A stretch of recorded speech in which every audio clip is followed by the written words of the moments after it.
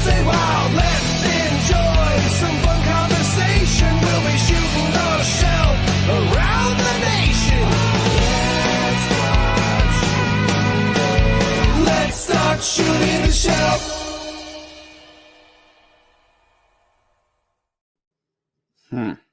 Well, good morning, shelfsters and shelf. Did that jump for you? Bling. Did it seem like the music like skipped a beat or something? I don't know. Okay, I thought it Everything skipped in there, seems but to skip it could a be bit. my brain is glitching. I don't know. So Yeah. So it might have. let me and I know just- out there, folks. Am I crazy or did that glitch a little bit? So, which is glitchy, the song or my brain? All right.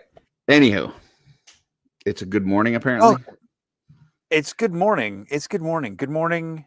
Welcome to season 4, episode 10, Shooting the Shelf, or 140 if you're counting from the beginning. We've got a fun show planned for you folks tonight, and by fun show planned, I mean we're here and we have a guest, and we're going to talk about stuff, and we've got slides. And I don't know. I know I'm excited because I don't really know our guest at all. Curtis is very excited because he got to hang out with our guest last week, and I'm excited via Curtis's excitement.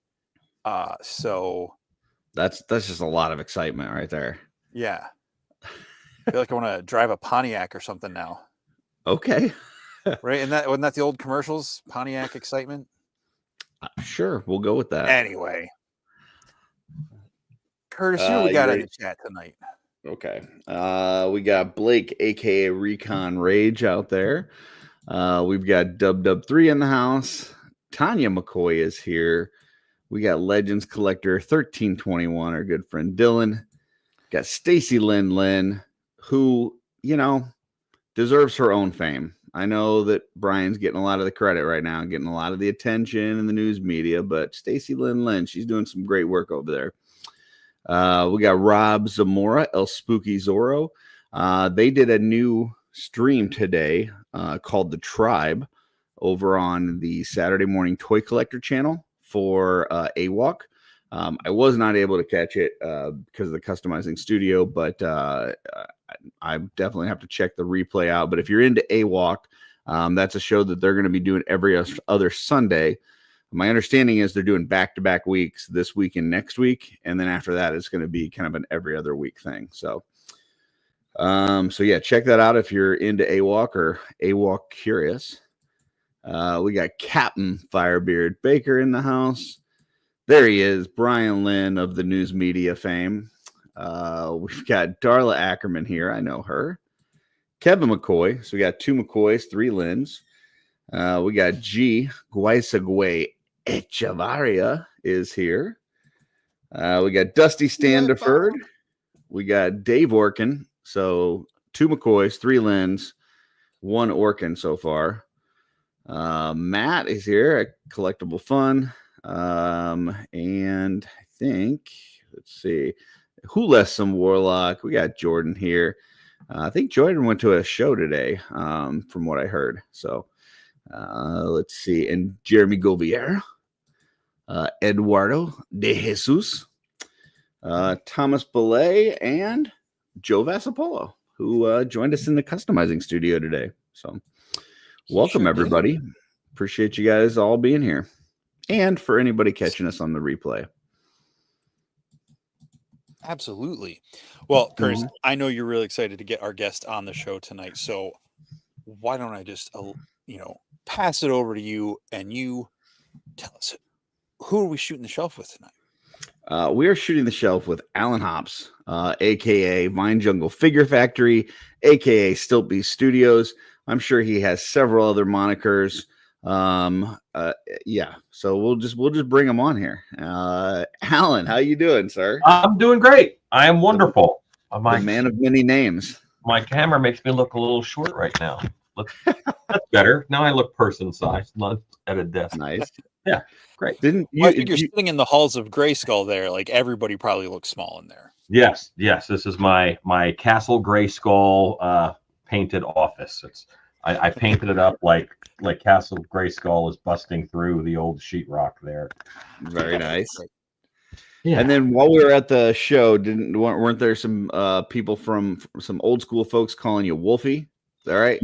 Yes. So at least like 4 different names you got so far. For a long period of time, I would go to a haunted house with a Wolfman costume and a duffel bag. And I would say, I want to work here, but I'm only going to play the Wolfman and you have to pay me. And that was my pitch to them.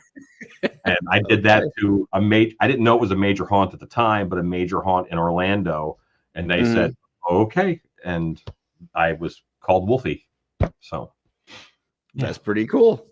Pretty cool. Dylan, just take a seat. If you feel the Wolfie challenge coming up, just take a seat. We got the OG Wolfie with us tonight.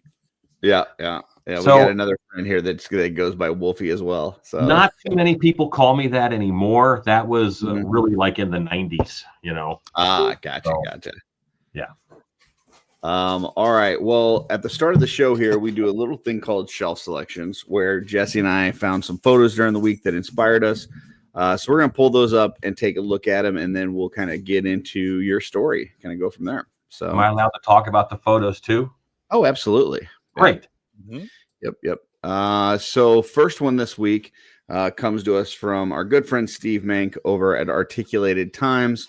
And we've got Sir Elijah here putting the beat down on a skeleton the way it should be, you know, because Templars, Knights, they're better than skeletons. So he's crushing them pretty good here.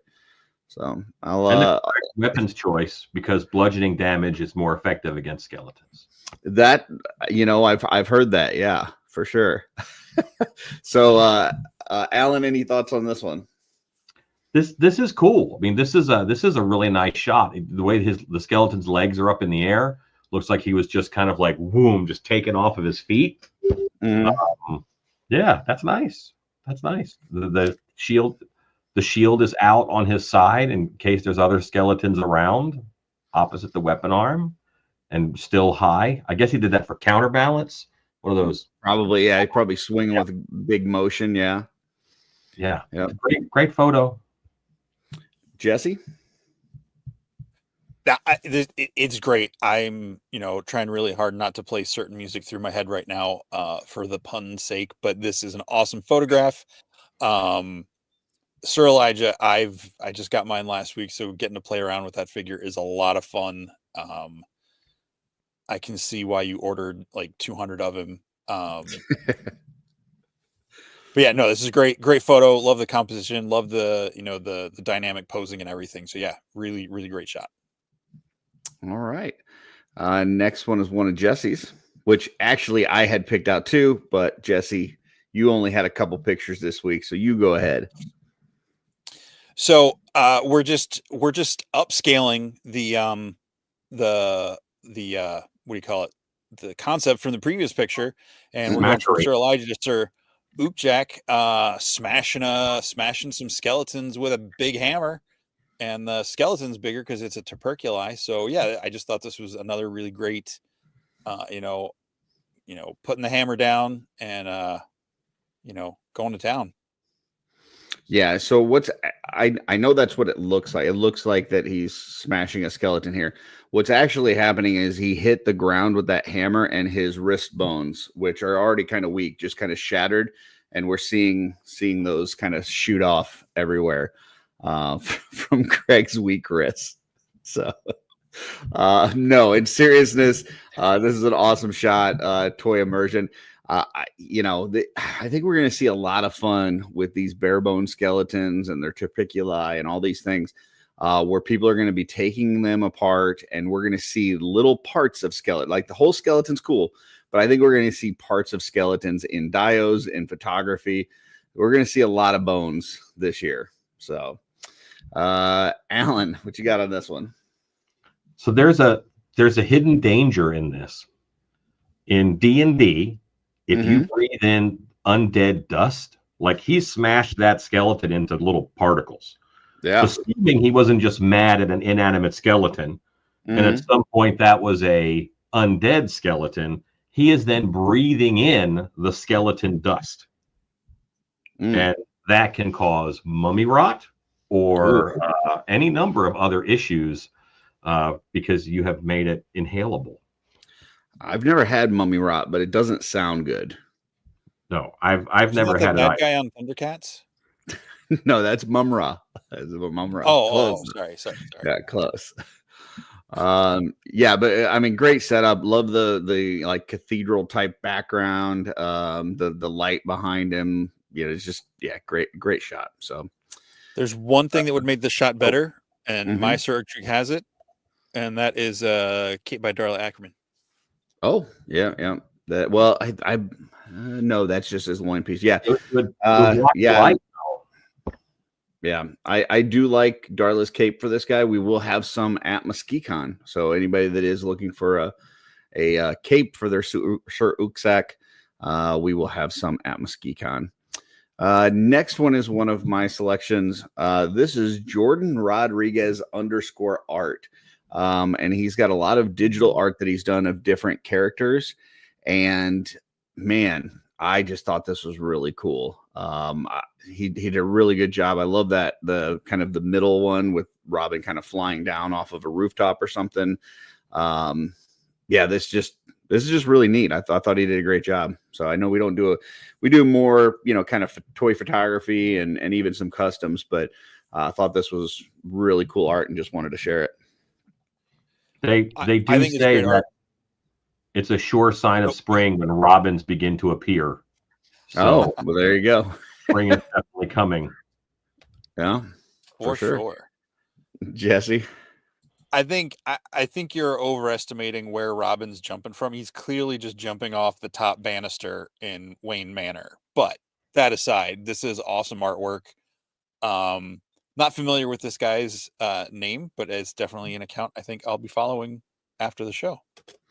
Yeah, because that's what we do, folks. As we're going through here, if you see an account that you weren't following that you think is cool, you give it a follow, and then your Instagram is that much cooler. So, can I make go a ahead note on that? Sure. Even as a child, I always thought Batman teaming up with Robin was a terrible idea. Let's take this child into combat. Like, he was an orphan, so like, I don't know what he is trying to accomplish. We've actually had some deep conversations about this on our other show, OffWorld, about just like, well, really how inept the Gotham police are as they see Batman bringing this kid around with him fighting crime, especially like early on where the kid's not even wearing pants. And then every few years, like the kid changes and it's a different kid, and it's like they don't even ask like where the other kid went. Like he really goes through the Robin kid. Yeah. Like, I mean, but nobody's asking questions. There's nobody in that Gotham PD that's like, what's going on with this Batman guy? There's no DC hero is into like child protection services. That's for sure. No. Yeah. Somebody needs to be called. There needs to be some sort of phone call for sure. So, well, I mean, you know why? It's because Robins are smaller, so like it's harder to hit. So Batman's banking on the fact they can maybe zig and zag a little bit more, and they're brightly colored, so they distract from him. They call the attention more away from him, so he can do more of his shadowy stuff. So I mean, that doesn't cancel out the fact that he's a horrible parent, but yeah, there's some more morality issues there for sure. For sure. Next one is one of Jesse's picks. This is toys and photography. I'm waiting for it to pull up. There we go. I can't see it on the regular screen. This is a really cool shot of my favorite faction, and just seeing the whole bunch of Xylonis flock lined up with those shields from the with the Xylernian guards and the different all the different figures there. It just feels like something I have spent time daydreaming about if this were to be a movie or animation or something. And I just really love this shot. I love how it just looks like they just keep going.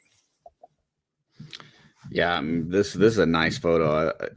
I like the any kind of gathering of the Xylonis flock. I think is cool. Love the extra Xylernian guards there, which by the way is the figure for February for the 12 for 25 from Wolf King Customs, to where Emil has sculpted a head for it, which I happen to have right here. Let me embiggen myself. It's the old Chico head. It's kind of a wood treant kind of character. So very cool one for that body. So if you got an extra Xylernian guard laying around, or if you need one, you can hit up Len and get that set. But yeah, it's really cool.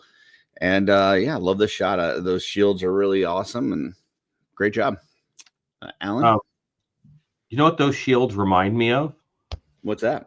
I'm not as much of a mythic guy as I am a Motu guy.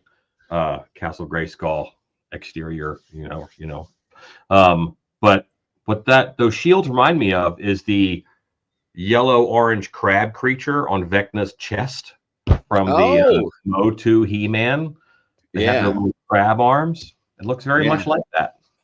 Yeah, shout out to Joe Gonzalez, who let us know how much he loves that He-Man Vecna. Vecna, folks, is a D&D character. And yeah, Motu made a great version of him that Joe Gonzalez loves.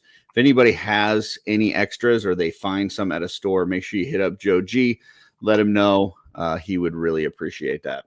So, all right. Next one is one of my selections. And this is a new one that was just posted today from our good friend Brian Lynn over at Carver Customs. And man, this guy is just, I know we know this guy for his lanterns, his lights, his flame effects. But he's been putting out some great dios lately. And in, about 2 weeks, he's going to be at MesquiCon selling these things at the table. He's going to have some really cool ones. He's got that cell that we looked at a couple weeks ago where it's got the grating on the top and the light comes through. It looks awesome. And then, now we've got this one here. So just doing some awesome stuff. Jesse? This is simultaneously one of the most beautiful and creepiest dios I have ever seen. Like it's just that. Yeah, it's unsettling. I love it. I might have to bring my baseball bat and claim this for myself. Okay. Very cool. What? No, I didn't say that out loud. Alan? You did. So it's beautiful. It's great work. Mm. All I can see is Legends of the Forbidden Temple, the Nickelodeon show with the giant face that talks, giant rock head. Yep. I could see that. It feels very Legends of the Forbidden Temple to me. That's cool. I like it. Speaking of Brian and being at MesquiCon, I am doing a little, I do this How'd They Do That series on Art by Akerman channel. It comes out every Monday, and I'm doing a little section of that right now, which is folks that are going to be at MesquiCon. So I did Brian Lynn's last Monday. That's out there if you guys want to see it. Tomorrow, I've got one dropping with Alexander Deshaw, aka Drunk Gizmo Customs. He does all the fountains and things like that. So we got that coming up. And then the following Monday, the Monday of MesquiCon, we've got one with Dusty Standiford talking about his coloring books for the Cosmic and Mythic Cabal. So, Cosmic and Mythic Legion, sorry. So yeah, check those out. Like I said, every Monday there is a playlist for it, but the next 3 weeks, last week, this week, and next week is all going to be folks at MesquiCon where you can actually buy their stuff. So yeah, Alan. The more I look at this, you could totally do projection mapping on that head. You're gonna have to break that one down for me. So just with a projector, and there's different apps and things that you can use you ever see like a building and they've done projections on it, but each section of the building it's done right. So yeah. Well, at the Haunted Mansion, they have the Madame Leota head inside crystal ball, and that's a projection. That's actually an interior projection now, but you could project on that and make that thing talk, make the eyes move. That would be really cool. That would be neat. There you go, Brian. Get to work. One of the cool things I saw when we were at Transworld, for any Ghostbuster 2 fans out there, they had the like one of the pictures of like Vigo, the Carpathian, and they had like this thing where I guess it was like a stretched canvas, but then there was like some mechanical bits behind it that would push it forward. So it did that thing like it does in the movie where it like kind of comes out at you a little bit. It was creepy, but awesome. So, all right. Next. Well, I was planning on sleeping tonight, but not anymore.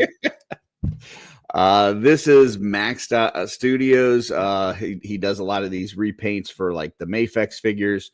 And man, did a great job on this one as well. I love this. I'm a big Gambit fan anyway, but anytime that he gets his airbrush out and starts working on these Mafex figures, he takes what's already a great figure and just amps it up just that much more. So love the shading. This jacket looks great. Now the actual Mafex one comes with a cloth jacket, so I'm not sure, whether this is some sort of custom, but I'm not sure where he got that jacket from. But this is really neat. I like it. Jesse? I mean, you know how I feel about Gambit, but this is a great custom. I think the colors on it are fantastic. I mean, he's fantastic customizer. And this is just like, if this was on the shelf instead of the Marvel Legends, I would buy this. Maybe. Yeah, I think we got a comment there on the screen. Can you maybe read that for us, Jesse? Stacy Hawkins is saying that this is her favorite X-Man. Well, what are the words that she actually says there? No, you're not. No. Damn it. I was going to try to clip that. I know exactly what you were trying to do. All right, Alan, what do you got?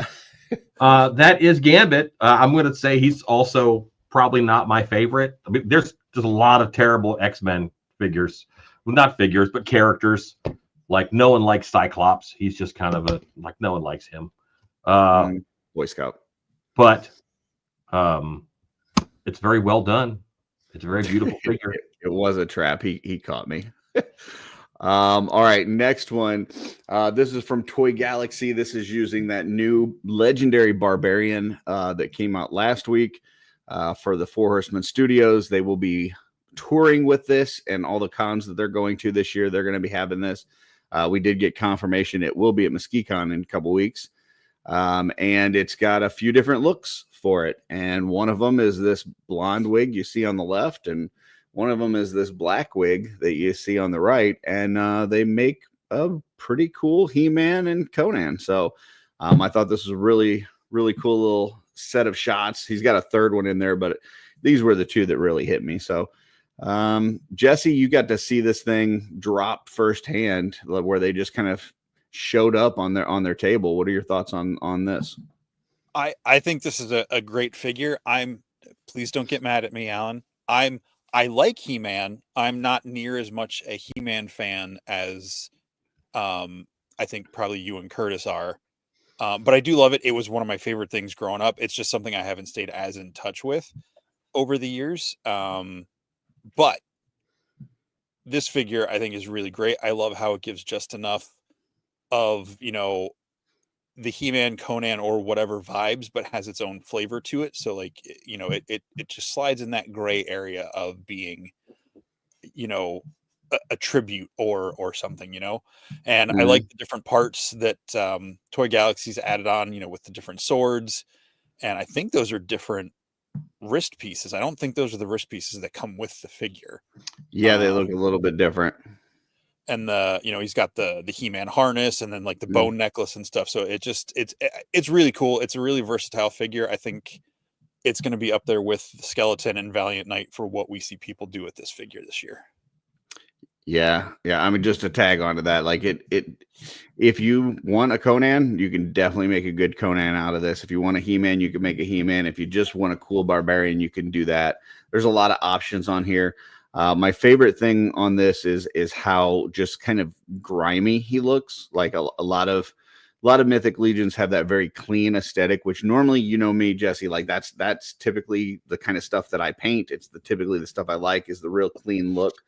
But for a Barbarian, I think it's cool that like this guy looks like he's kind of been in the muck and out in the wilderness, and he's not as fresh and clean. And he probably, he probably has a little stench to him.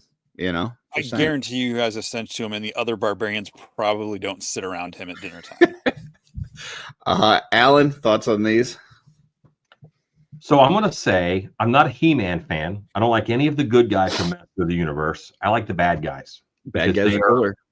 interesting. Mhm. Everything that I learned about diversity hiring, I learned from Skeletor because he has, well, He-Man just has a bunch of white dudes and Clamp Champ. That's all he's got. All right. Mhm. But with Skeletor, his second in command is Evil Lynn. You know, like There you that's go. awesome. That's empowering. You know, Mhm.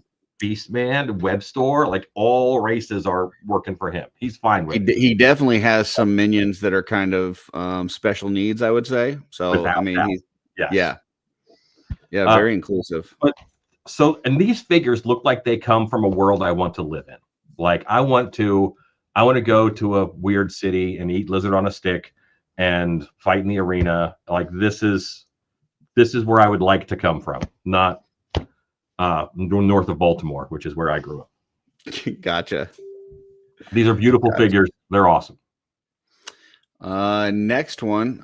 This is from the chat here. Who less some warlock, otherwise known as wholesome warlock, Jordan Frazier. And I guess he was playing around with a little Terpiculi, little Arethyr, little Necronominus, and put together this contraption. It's got some Monkey King feet on him. This thing's I don't know. It works for me. Got some spell effects, the soft goods, the really long, creepy arms. So yeah, this is just really neat. I like this a lot.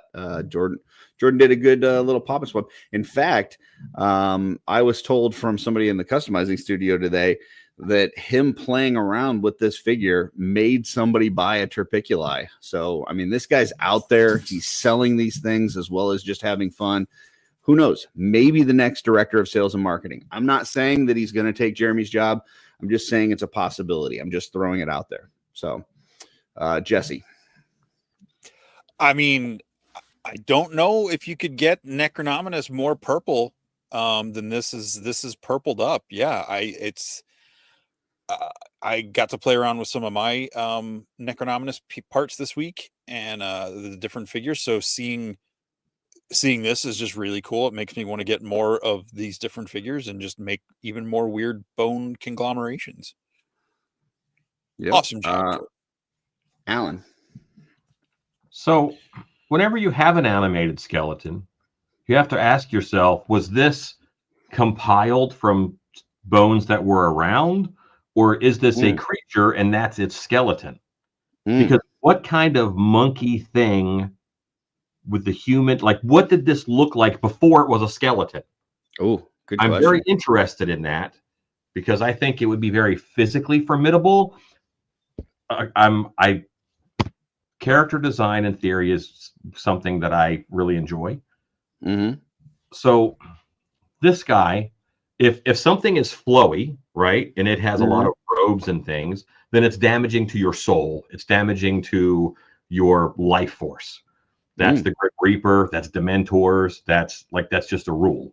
When you have something that is very tight, like a panther, that's physically damaging. You know, a stormtrooper, very, very tight, doesn't have any ethereal bits and flowy bits, doesn't have that. So I'm on a podcast right now. So bye. So I'm at work.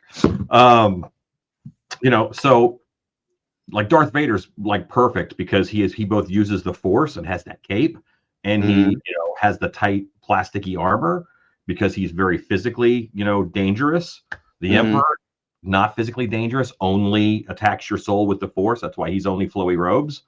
Luke Skywalker, before he gets good in the Force, he's really tight. As he learns the Force, he adds robes.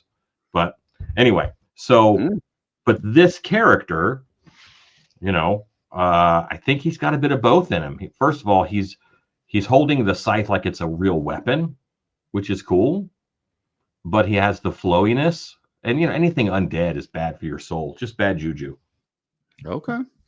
Well, Wholesome Warlock is in the chat, and he says that he likes your style, and he's going to call this guy Sex Panther. There you So, go. That's good. yeah. There is a cat skull in his crotch, so that's appropriate. Yeah, for sure. And looks like we got one more here from Jesse. Jesse, what you got? So this was sent to me by the one and only Trevor Williams, aka 1/6 Shooter. And I was like, heck yeah, that's going in shelf selections. I mean, you got the Valiant Knight holding his own in a wintry blizzard against all these skeletons. It feels very Mythic Legions and very Ray Harryhausen at the same time. I just love the dynamic pose on the skeletons. And just seeing this this hero just trying to hold it down, literally. I do like this. I like me some snow kind of photography. Even just playing with toys in the snow. I like the fact that this knight is battling skeletons. That being said, this isn't like the first couple pictures we looked at with Sir Oakshak and with Sir Elijah. Like those are named characters. Like this is just a Valiant Knight. Okay, yeah, he's valiant, but like he ain't even got a name. He's not going to beat these skeletons. They're going to whoop him up, and I think you're going to see that here. I think the next shot after this is those skeletons kind of taking this guy down. So what is that? No. Oh, Darla said no. That's not correct. His valiantness wins. So forget everything I said, but this is a cool photo. Alan, what you got? I'm gonna be on your side there. He has the wrong weapon outfit. Like he has a sword and he's going for the skeleton's heart. That means he's not picking up the cues that they don't have any hearts. Like he has a danger of trapping his sword there if that skeleton kind of rolls over. It's maybe he can break some bones with that sucker, but the skeleton on the left certainly has a can opener in his hand and could do some damage. Yeah, I think Zombie 13 may be correct here. They're gonna pop and swap this guy. Yeah. So yeah, So all right. That is it for shelf selections. So thank you very much. Appreciate all the input, everybody. So we're gonna get into a little bit of your stuff, Alan. And first I wanted to kind of talk. So I had shared a few things last week from Transworld, and I talked a little bit about it last night on Oz's show. But just to be like completely upfront with you, Alan, I going into this assumed this was like an artist alley sort of thing, right? Like I assumed when you told me that you're going to be at the show, and if I wanted to come see you, this and that, I assumed you're sitting behind a table with a few pamphlets. Maybe some stuff for sale or whatever.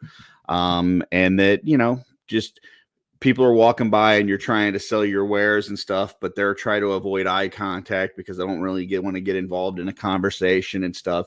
And after, 3 days, because the con was going from like Thursday through Sunday, right? And after like 3 days of not really having many people talk to you and stuff, I was going to come and cheer you up and like just show you some love and be like, hey, I see you. I see the stuff you're doing. I appreciate you. And, because you needed me. You needed a friend at that point because you'd been kind of lonely is the way that I was looking at it going in.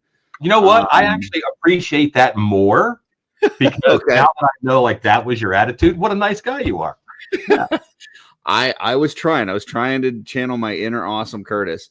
And then I get there and it couldn't have been further from the truth because first of all, I didn't understand how big this thing was. Like this was huge. Like the amount of people that were working in this area, the amount of cool things that I was seeing, the amount of money that's being spent in that place. Oh my gosh. Many dragons. Many dragons. Yeah. Everything we saw, Alan's like, that's 5 dragons. That's 10 dragons. But and then to walk around with you, which I appreciate you giving you some of your time to kind of show me this world because it was a whole subculture I didn't know existed. But as we're walking around, like people are stopping to shake your hand, to take pictures. I told Jesse and Oz, I said it was like walking around San Diego Comic-Con with Robert Downey Jr. Like, I came to cheer him up. Like, nobody's going to really be talking to him. And meanwhile, like it's RDJ at San Diego Comic-Con. So it was pretty impressive. I was I was impressed. So, well, that's very much my world. And the reason why I reached out and said, hey, you should probably come and see this is that you're an artist, and I know that you're going to get some level of inspiration from it. But it was also a joy to me because I don't know if you know this, but walking around, you had a big, stupid smile on your face the whole time you were there, and your eyebrows were like up in your hairline because you were like, well, there's a lot to see. Like your head was on a swivel, you know. And it's like, hang on, let me get a picture of this. Let me get a picture of this. Which, you know, there's a lot of stuff there.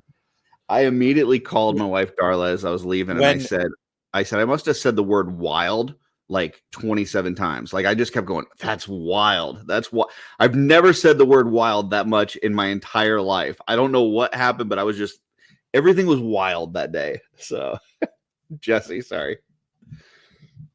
I got home from ZoloCon and like pretty much immediately got on the stream for our show last Sunday night. And before I could even say anything about the show, Kurt's like, I got to tell you about what happened today. And like, he was very excited. He had a very good time. So I'm glad he got to experience that with you. And for folks, go ahead, Curtis. I was just going to say it was kind of a weird situation because like all of my friends and the people that we were talking to last week were at ZoloCon over on the East Coast and doing that thing. So it's like we were getting ready to have this whole conversation about ZoloCon, which I wasn't at, and talk about all the fun they had. And I was like, before we do this, I just got to tell you like 3-4 minutes of how much fun I had at this thing. And I had to like blurt it out and get it out of my system before we went on to the show. So sorry, go ahead. And for anybody watching who doesn't understand what it was, like every year in St. Louis, there is a trade show. It is an industry trade show for haunted attractions. It is a haunted attraction trade show. So, and they also have interactive games and theater, like escape rooms and stuff. And then they have a Christmas section, which is, 2 or 3 halls all by itself.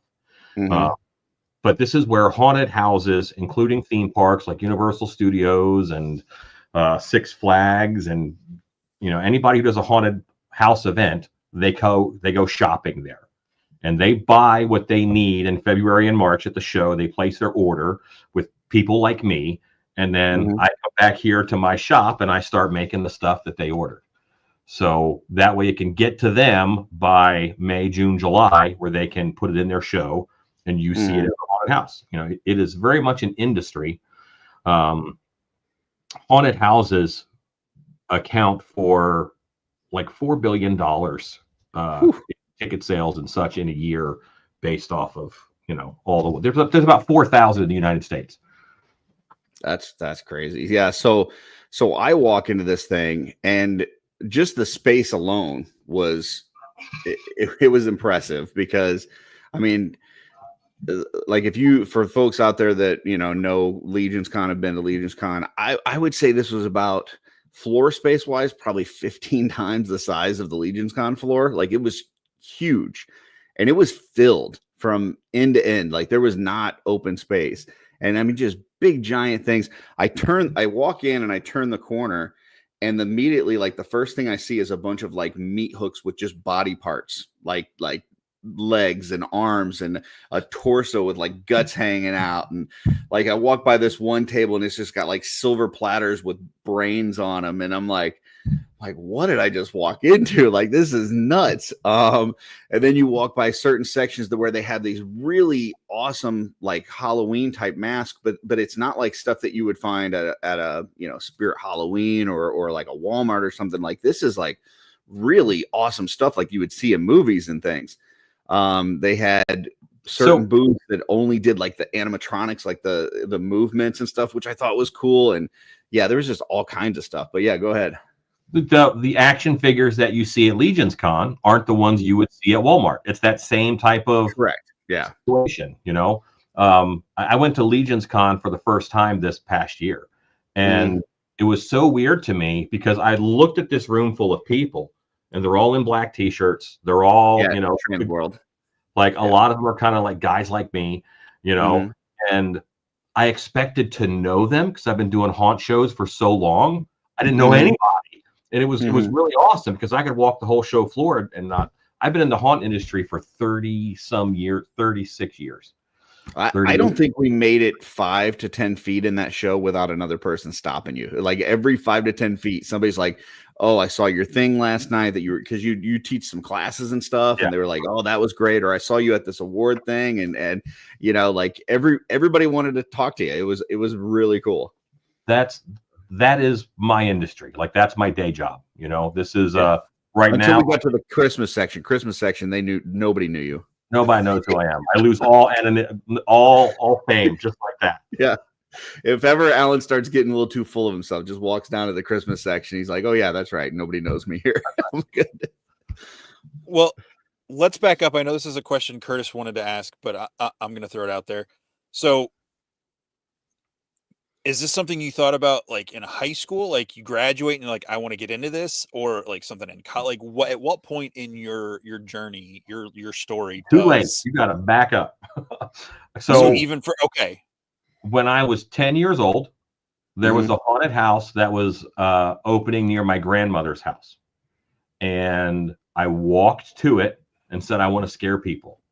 And, you know, I talked to the guy who owned it, and he's like, "Yeah, okay, yeah, well, we're happy to have you," you know, and because there was, you know, it was the Wild West haunted houses back in the 80s. That was 86.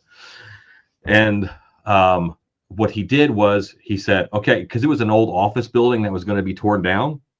So they removed a ceiling tile and they put a 6-foot ladder, and they had me crawl up on top of the wall. And the wall is this wide. I'm on top of the wall over a drop ceiling.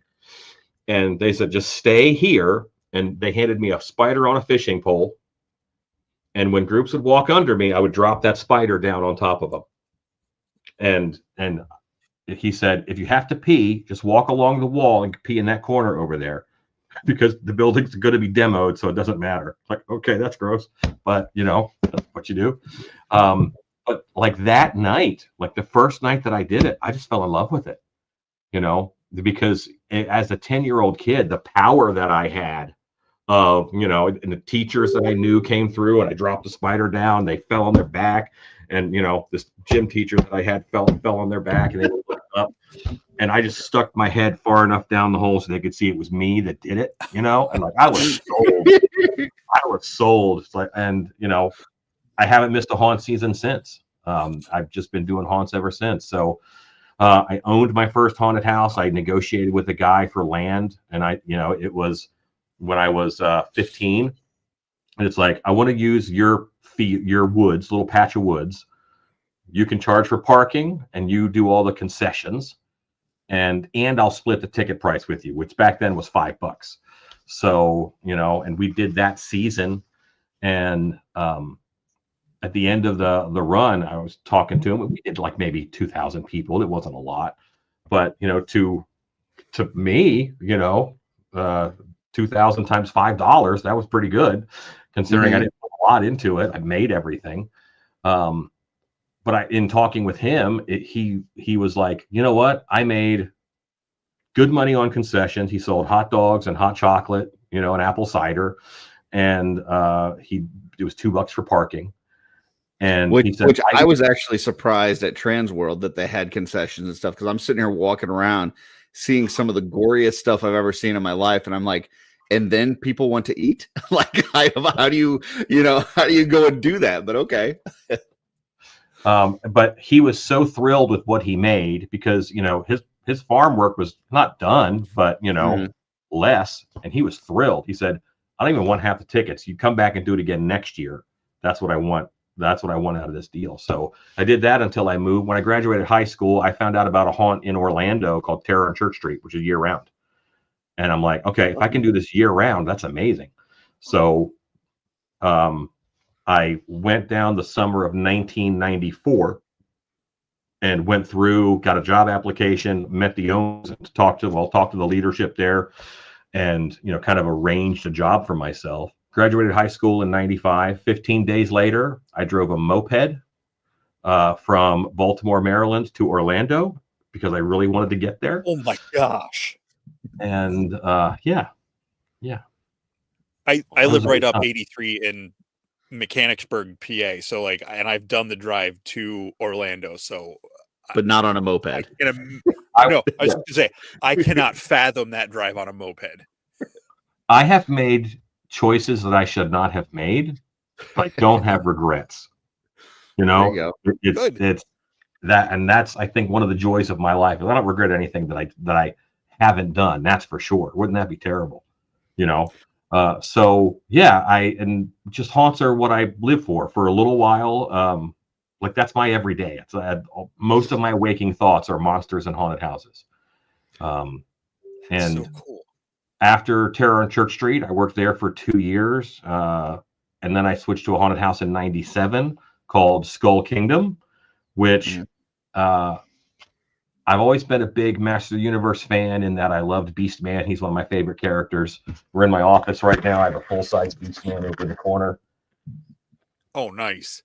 Yeah. So, you know, it's but it looked like Castle Grayskull. So I'm like, Terror on Church Street's cool, but I got to go work at Castle Grayskull. You know, that's Right. I got to do that, and I did. You know, it was called Skull Kingdom. That was in Orlando. It was a tourist trap, but it was so much fun.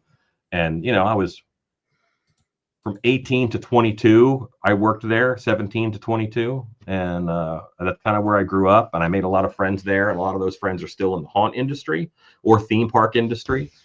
So you know, I'll see them at the shows. So yeah, so that's how I got into it. And Pull this up here. yeah, so that is what Skull Kingdom looked like. It's been tore down now, but I think they closed down in like 05. I left in 2000 to move on to other stuff. I managed a haunt park in Texas. So I'm a guest, and you haven't stopped me from talking yet, so I might as well go. No, you're fine. I think yeah. it's interesting because like as I was there, not only are you not just, you know, sitting behind a table, you know, with people avoiding eye contact, but you had a lot of folks there working with you, and like you were sending them off in different directions. Like you wanted people to go look at stuff and like come back later and let's talk about you know, what inspired you, what things that you saw that you liked. There's like it was interesting. So tell us a little bit about kind of where you're at today. What does your business look like, and how does that interaction with your staff and stuff work? Like how does this whole thing go about?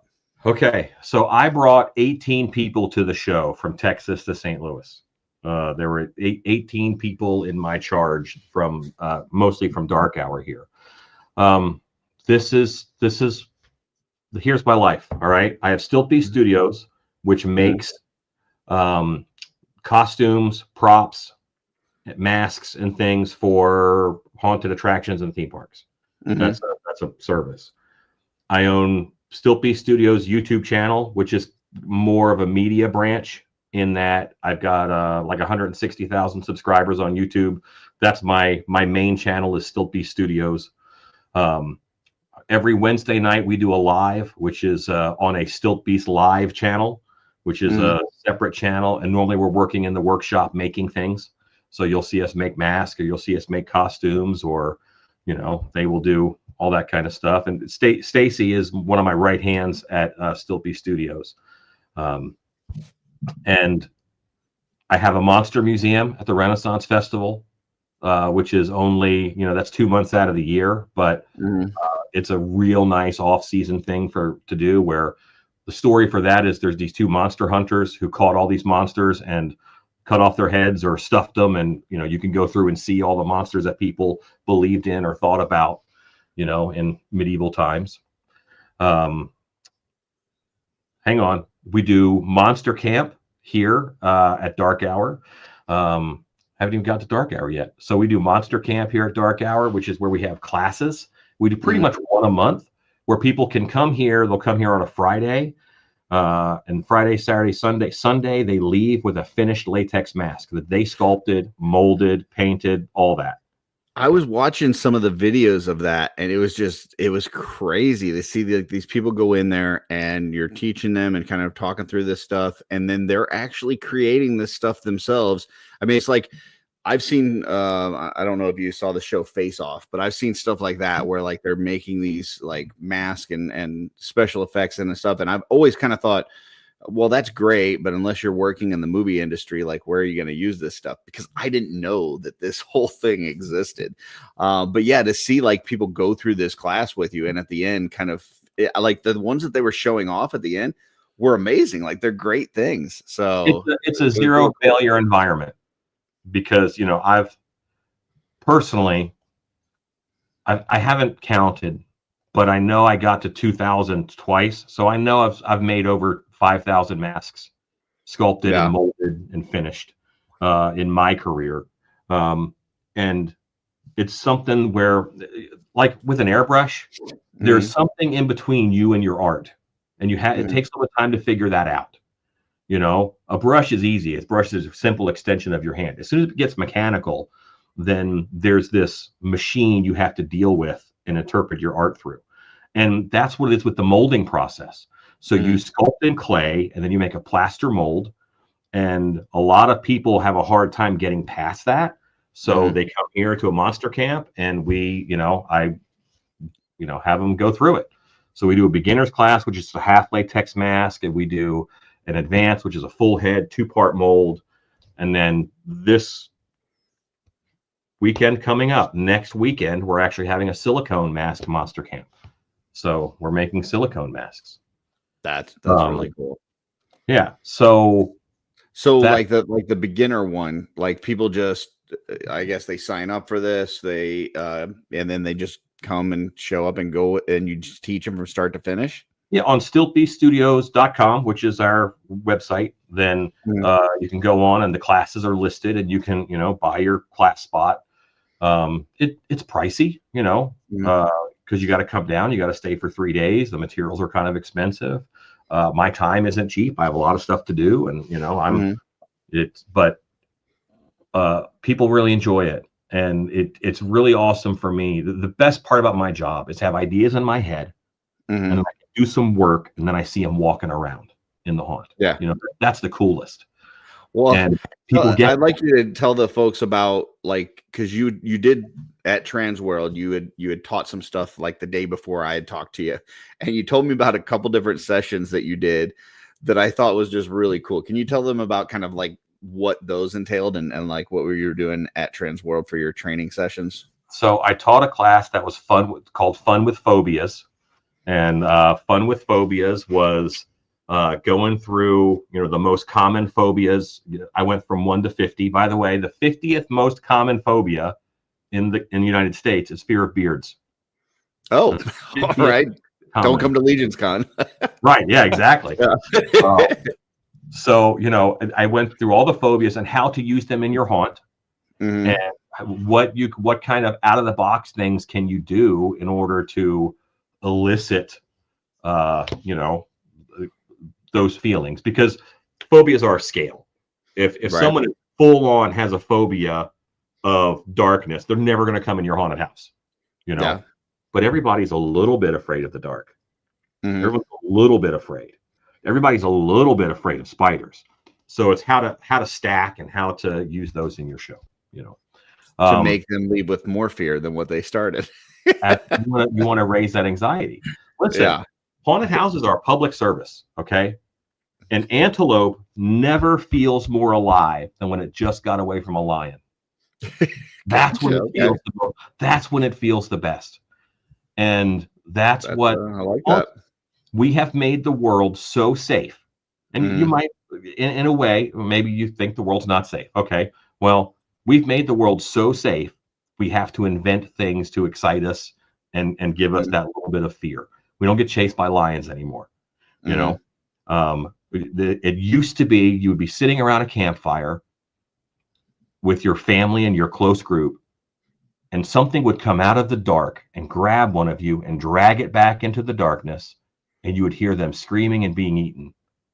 Our world has evolved so much faster than our brains, because our brains still think that's why we're afraid of the dark. Why are people afraid of clowns? Because they're brightly colored. Our animal brain says things that are brightly colored are poisonous. So, we still have those animal brains. We still have those animal thoughts, and you have to feed that, and you have to help it a little bit. So going to a haunted house and getting that feeling of survival And during the pandemic, there was all kinds of studies during the pandemic that people who liked horror and horror movies did better.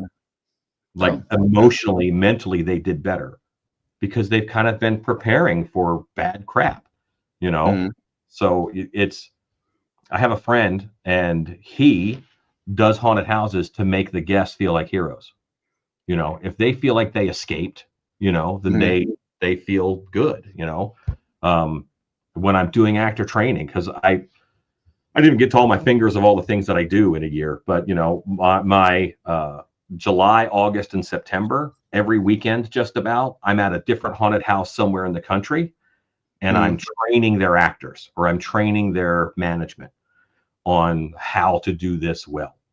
One of the stories that I say, because you know, haunted houses will start with 100 people on opening night, and then the job is hard. So, you know, by the time last weekend comes, you have 35 really good actors, but you know, you don't have that 100 anymore.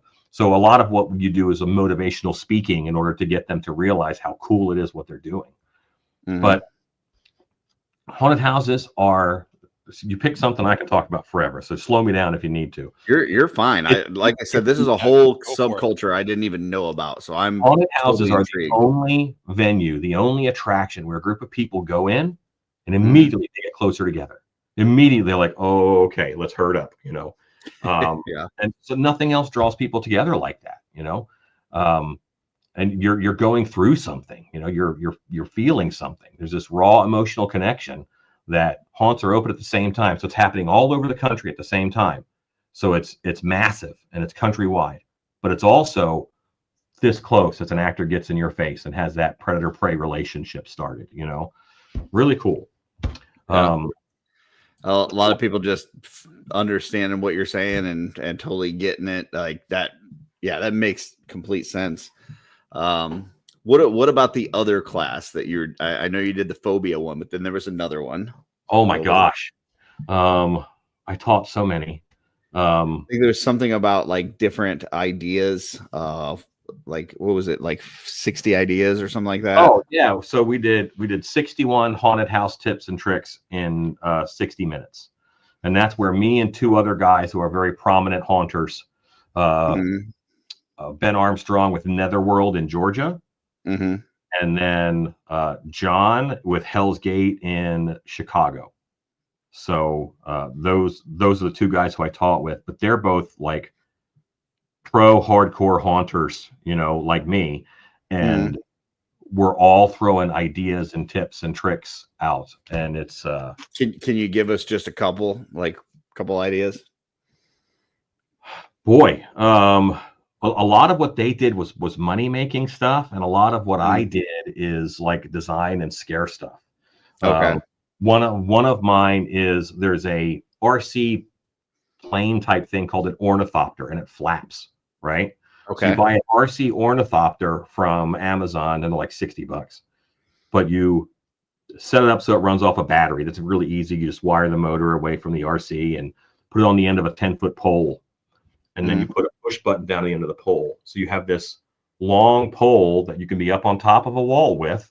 You hit that button and that flapping noise is terrifying because fear of birds is the 17th most popular phobia in the country. Oh, okay. Right? Fear of birds. A lot of people are afraid of birds. And what is it about birds? Who's not afraid of a flying? Everybody's okay with a roach or a water bug until it flies at them. Then they freak out. Almost everybody. So that flapping and that flying really gets people. A badminton racket. You take a badminton racket, take all the strings out, and then you take a garbage bag and you tape it so that it's like almost like a big butterfly net. It's a garbage bag. When you move that racket, it goes whomp, whomp, whomp, whomp. Think about the noise that would make. So you can come out behind a group in a hallway and just do that behind you, whomp, whomp, whomp, whomp, and that hellacious noise just drives people forward. That's awesome. You know, because that noise is a trigger for them to their body's like, let's go away from that loudness. You know. Well, yeah, I've got a couple of videos that I wanted to play real quick, just kind of give people kind of an idea of what I experienced last week. So first one is one of the first things you asked me was, have you ever been through a vortex? And I'm like, no idea what you're talking about, right? Like, and I start walking through it with you, and I like it's a completely flat surface with handrails, 100% safe. And I felt like I was going to fall and get dragged into a black hole or something the entire time. So this was a little video I took after I got my wits about me afterward.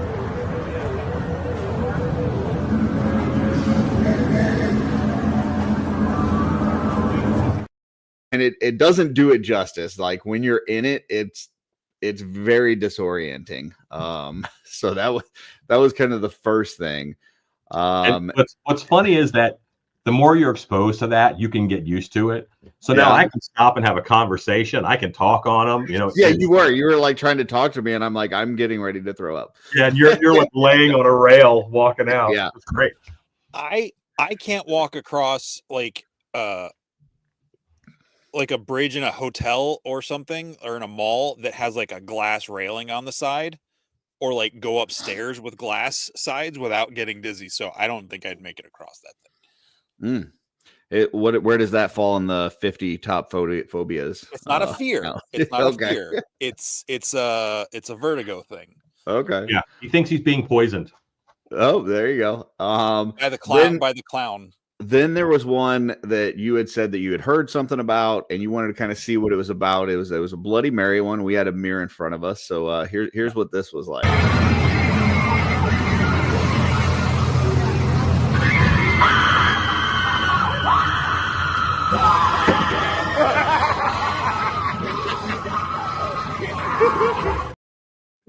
So I've seen some jump scare videos and things, and I'm like, okay, it's a mirror thing. Something's gonna come up to the mirror. There's gonna be some screaming. Like, I'm totally expecting that. When the thing came out from behind me, and not only came out, like it touched me. It got my shoulder, and I was like, oh crap, what the hell is this? You moved faster than I thought you would move.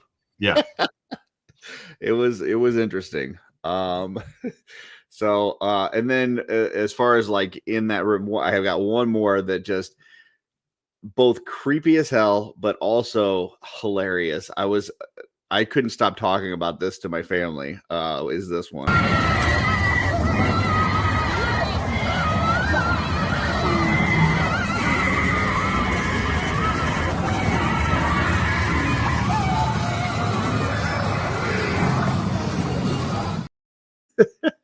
It cracks me up. Like you're just like, because for the longest time before that video was taken, like that thing was kind of hunched over, and you're like, it'll start in a second. Like things were going in cycles and things, like we're waiting for it to start, and then it starts making noise and everything, and then it pulls up its dress, and that little animatronic arm comes out with the baby, and I'm like, this is crazy. I think it's time we go get some hot dogs and hot chocolate. Right. And that's when people go to the concession stand. And then I did get, go ahead. Sorry. But like in that video, if you look at my face, like I'm at work, I'm waiting for something to happen. Yeah. You know what I mean?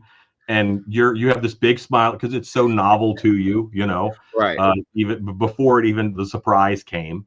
But everybody there, like this is what they do for a living, and they're all jaded. And just, so it's a joy for us just to see, customer eyes and the life in it, And then I did get a quick video just like of, part of your booth and stuff and some of the things that you had there, which, I think, let's see, Stacy had mentioned before that it's not a convention. It's really a trade show. So it's not like you're going there and, like people aren't just buying tickets, walking in and buying things for the most part. Now I did see, and I told Alan this, like we're sitting there walking around and you would just see like somebody walk by with a cart with a bunch of bodies like on the cart. And just like it was the most normal thing, like just wheeling like, oh, I've got 5 bodies and they're just wheeling it out. You were there on Sunday. So everybody on Sunday will normally sell their show floor samples. Gotcha. Yeah. But I did get a little video of your booth, so this is kind of what I've got here.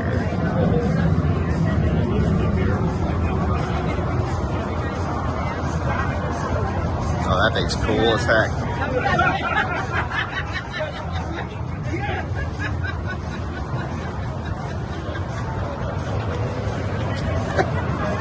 That's not right. She's a light program. Yeah.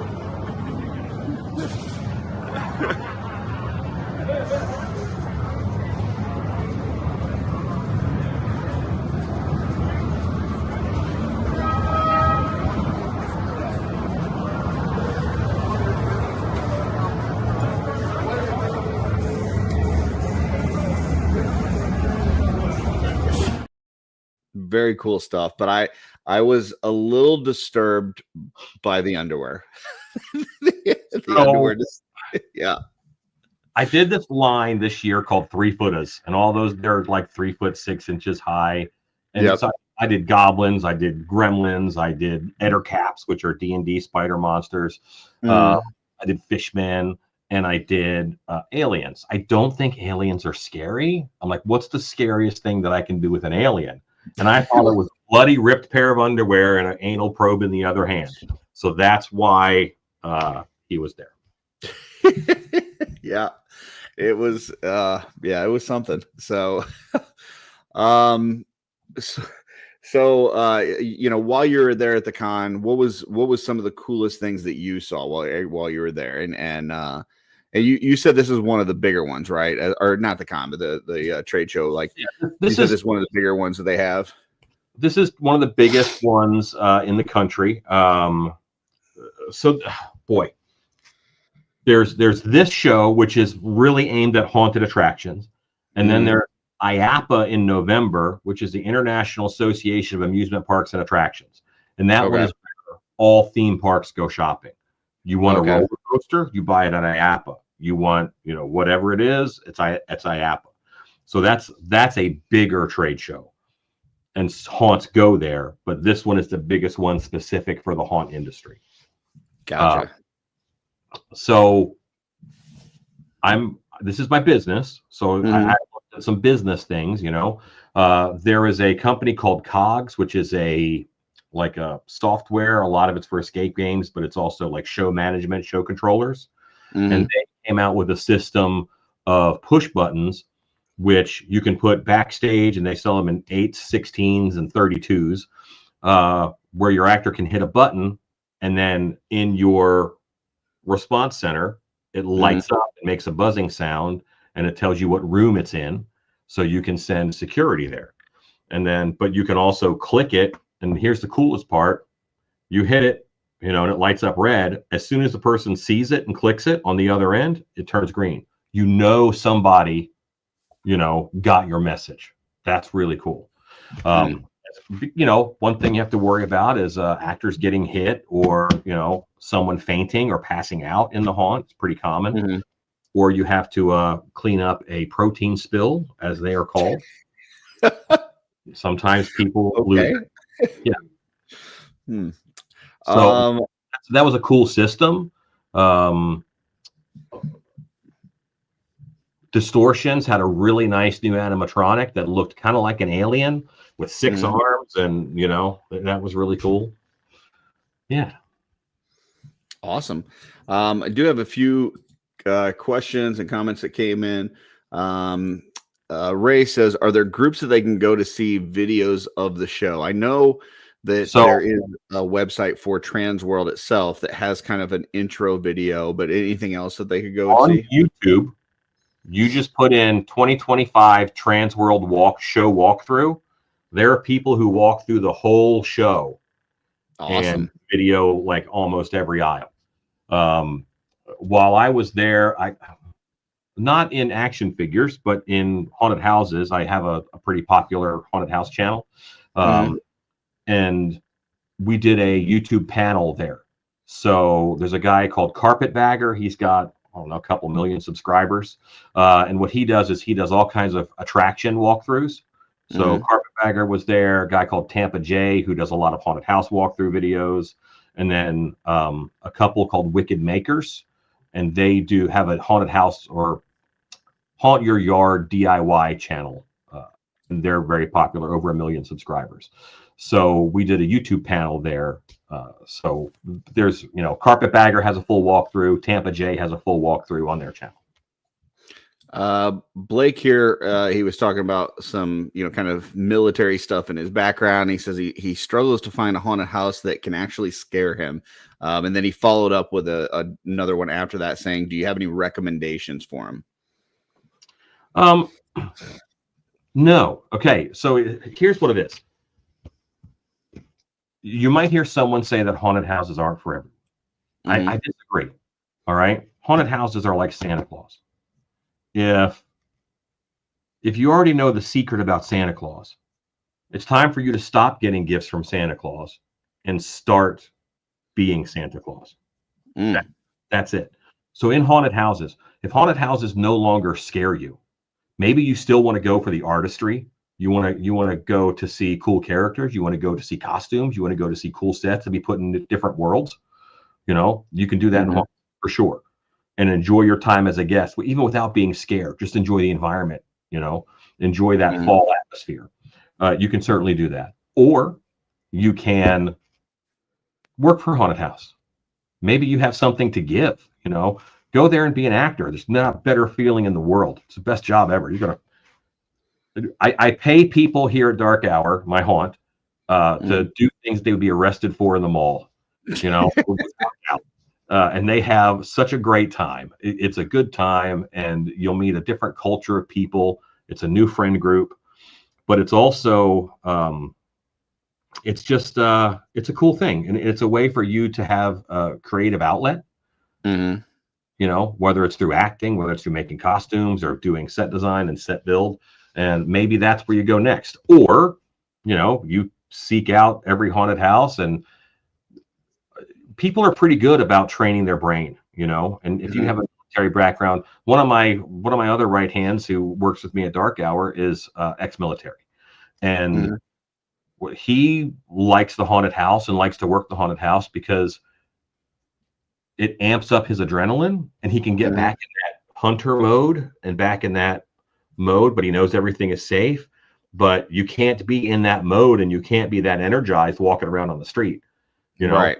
You seem not safe, but just being able to be that hyper aware and hyper focused and hunting down prey, that's a mindset that I think more people need, either just to exercise in that brain space, or to, who wouldn't benefit by being a little bit more like a predator, whether it's in business negotiations, whether it's in, conversations, just sticking up for yourself, even in a small way, not letting someone cut in line. And that confidence can be gained in a haunted house.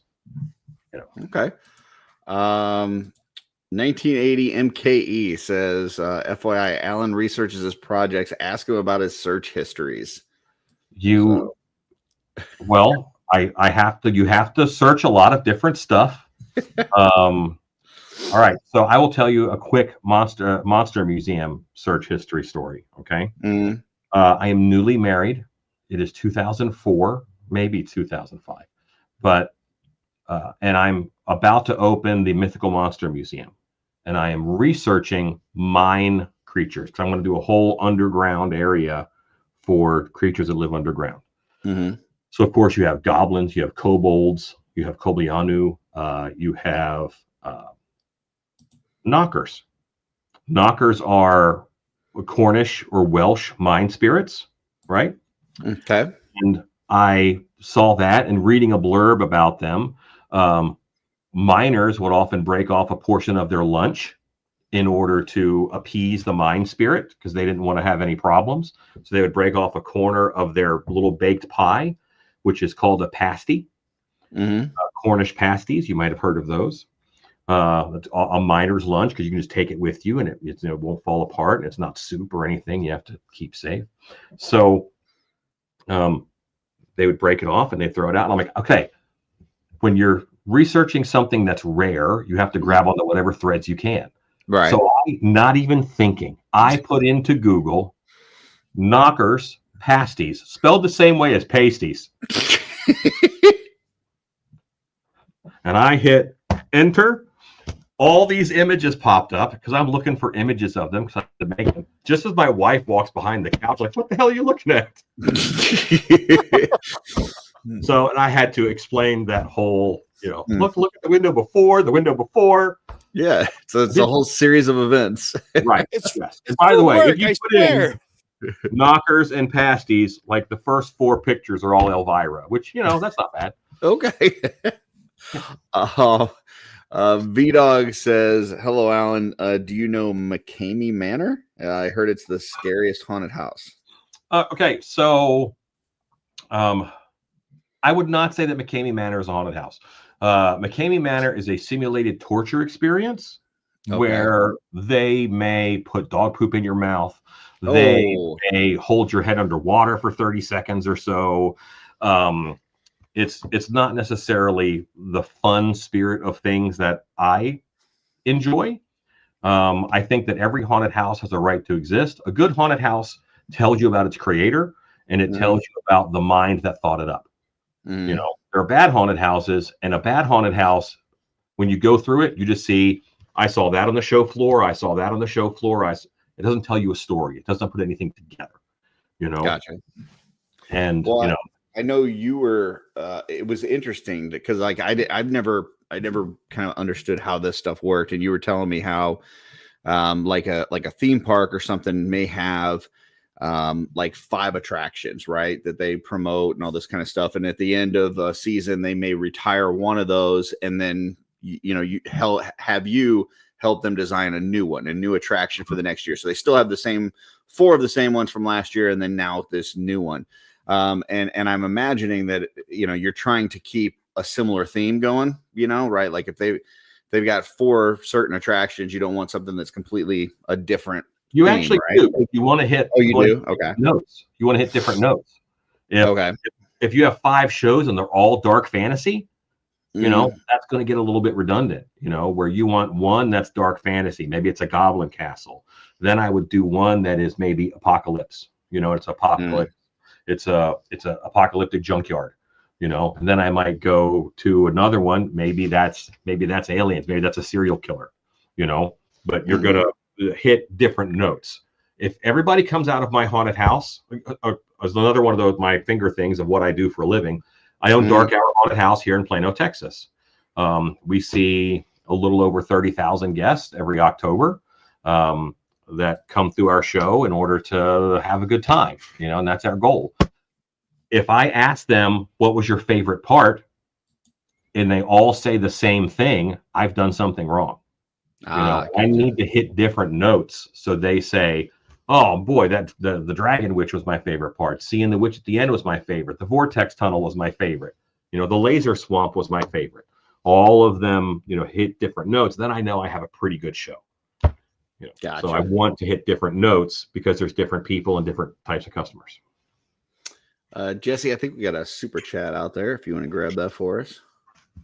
Yeah, where'd it go? So Kevin Boots just quickly stopping by with a $4.99 super chat. I'll watch on the replay. Have a great show.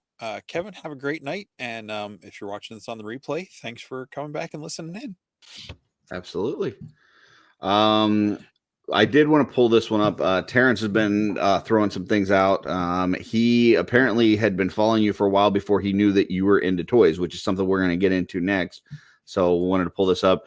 It says that you've been a part of his life for 29 years, and he had no idea. So just kind of some of the things that you've talked about that you've been involved in, and then finding out that you also do stuff with action figures, which is how I came to know you, because was hanging out in Oz's clubhouse, and you came on there one night, and you're a lot of times in there, there's a lot of conversations going on, there's things happening, and you're just working away. Like you're just at your station kind of working away. And then like you showed us what you were working on, which was this giant snake mountain that was like unbelievably cool, because it had like, first of all, it was just absolutely huge, but then you had like these little almost like apartments for like the different characters, like different sub areas and stuff.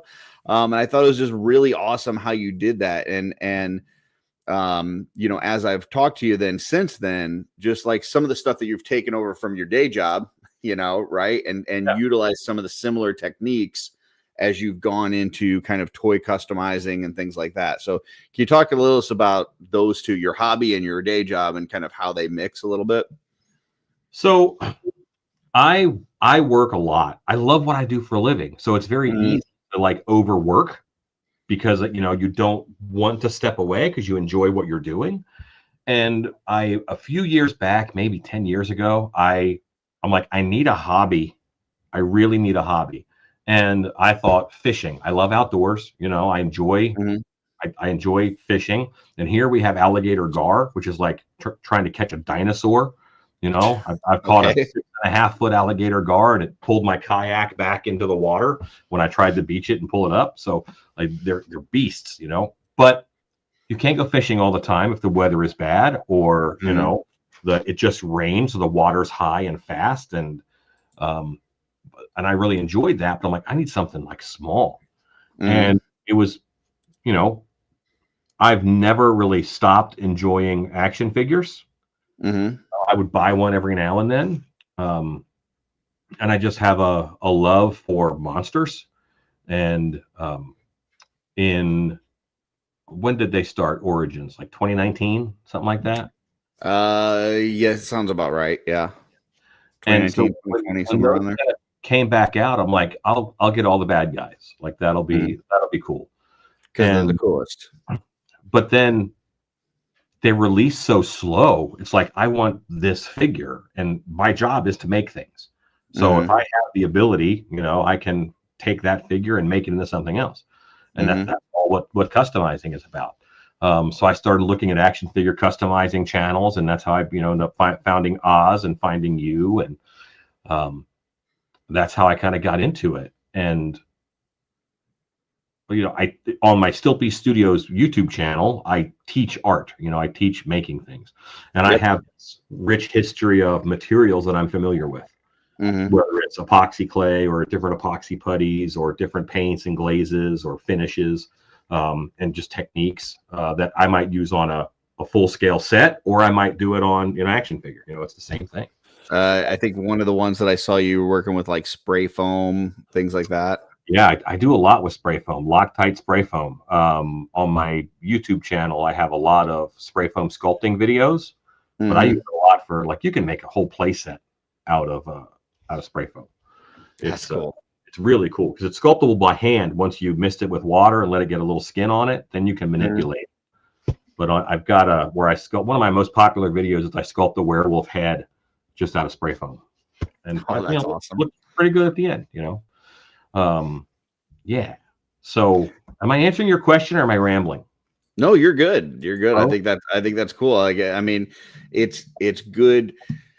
It's good to have a hobby anyway, something that can just kind of take your time and that you can put yourself into and enjoy and have a good time. The fact that you're able to take some of the skills and things that you've learned in your day job and then bring it into that. Like, I mean, one of the videos that I did on my channel was on the pop fit heads using hot glue. That I got that from you. Like, you're like, oh, well, here's what I do, and use some Vaseline and blah blah blah, and it worked like a champ. And I was like, I never would have thought of that. So yeah, it's just cool that you're able to take all that knowledge that you've built over the years and then throw that into this hobby as well.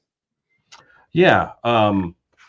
So maybe like 3 years back, let's see, 2020, January 2023, I purchased Dark Hour because I was the director here for years before.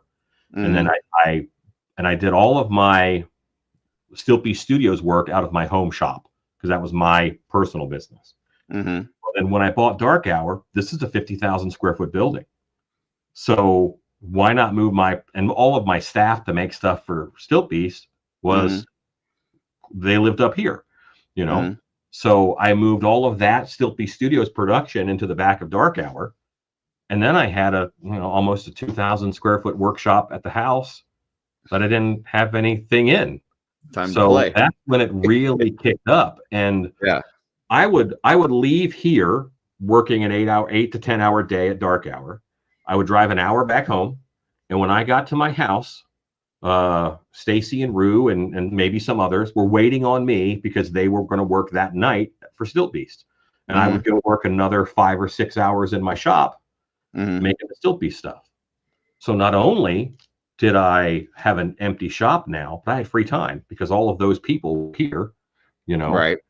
And I would get home at 7 o'clock and be like, I want to go make some action figures, and then I have all this room where I can build this giant snake mountain. It always pissed me off. Every snake mountain that comes out in the cartoon, It's a mountain. It's huge. Stands in the snake's mouth and looks out. And that was my impetus of he needs to be able to stand in that snake's mouth. So I knew Home Depot had made a Halloween decoration that was a giant snake head. So I took that, I modified it to have an open mouth that Skeletor could stand in. And I made it into a slide. He could go in the mouth and slide back down and come out in Snake Mountain. So that's awesome. Yeah. I think my favorite part is the little, I'm just going to call them apartments, but the little one that you have for Merman, where he's got like a little jacuzzi and like he's got like his armor hanging up and stuff. Like that's Merman Sanctum. There are, you know, Skeletor has his, all right, boy, this is, even here, I'm afraid I'm going to come off like a nerd, all right? in my Motu world, like Skeletor has won. He has already, he's like, I can't beat He-Man, but there are alternate dimensions. So he doesn't beat He-Man. He goes to an alternate dimension and beats Skeletor.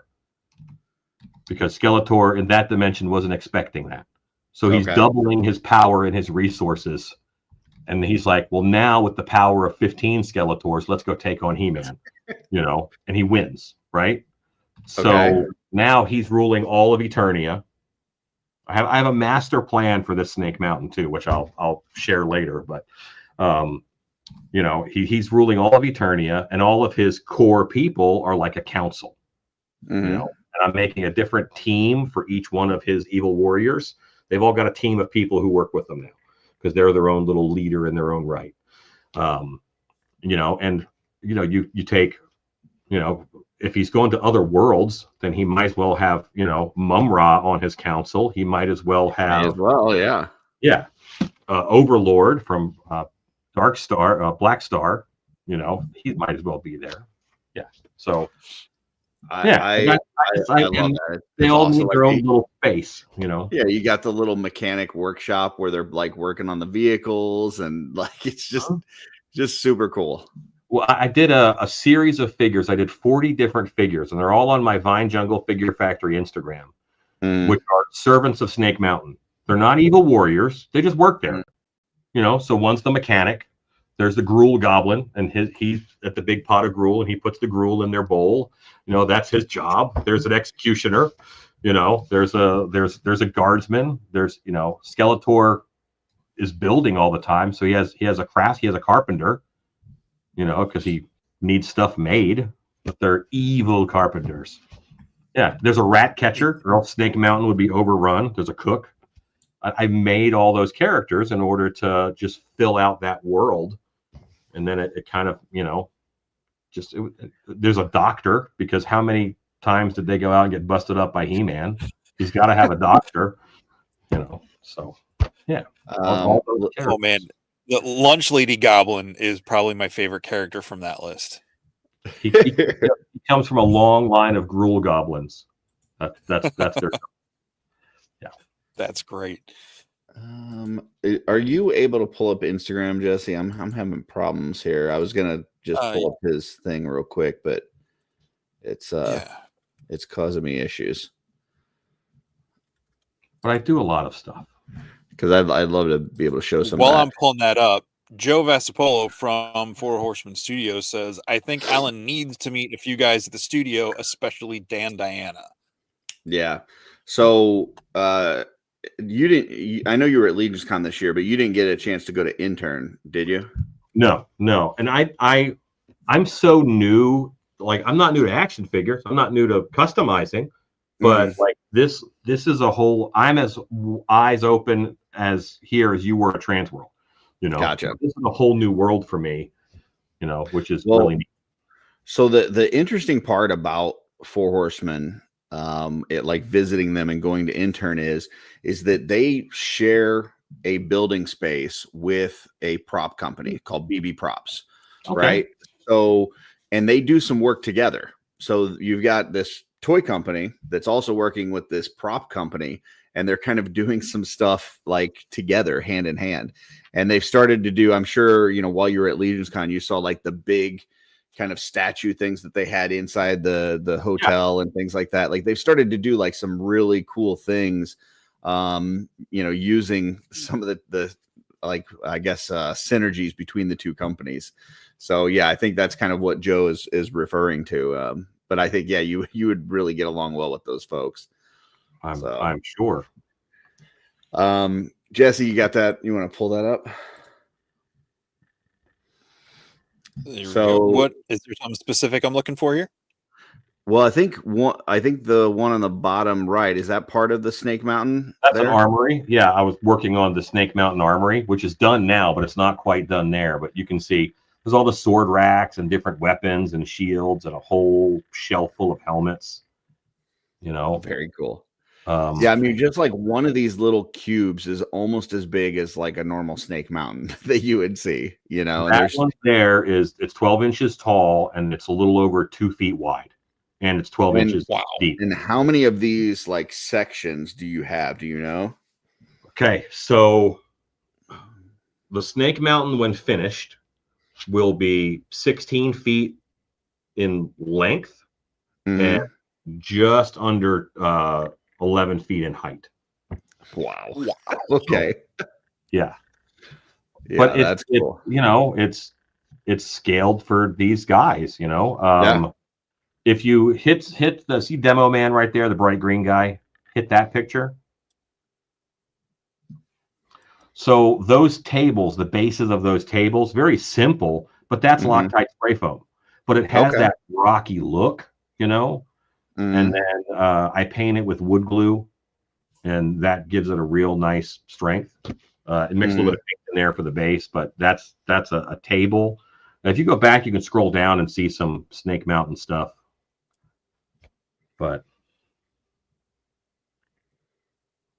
And I'm learning to sculpt in Blender. I've only been sculpting in Blender for, Oh, there he is. Maybe. Yeah, that's the Gruul Goblin. Yeah. He's got to stand on a chair to get to the Gruul, but that's their mess hall. And if you look in the back, there's a picture of the Last Supper, and it's all the evil warriors. I just love that there's so many. First off, it's huge, it's awesome, and there's all these individual areas that are specialized for the different characters, which I think are cool.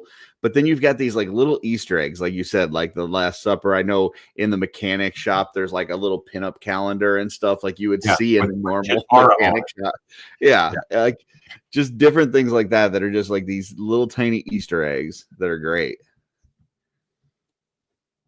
And this is controversial, but the kitchen, there's dead bodies hanging up in the kitchen. I think that Whiplash and Beastman and Web Store, I think they eat people. I think some people are squeamish about that, but I think meat's back on the menu, boys. I think that they are into it. We did have a question. Action Figure Girl is wondering if you take any inspiration from your builds in your day job towards your action figures. I don't.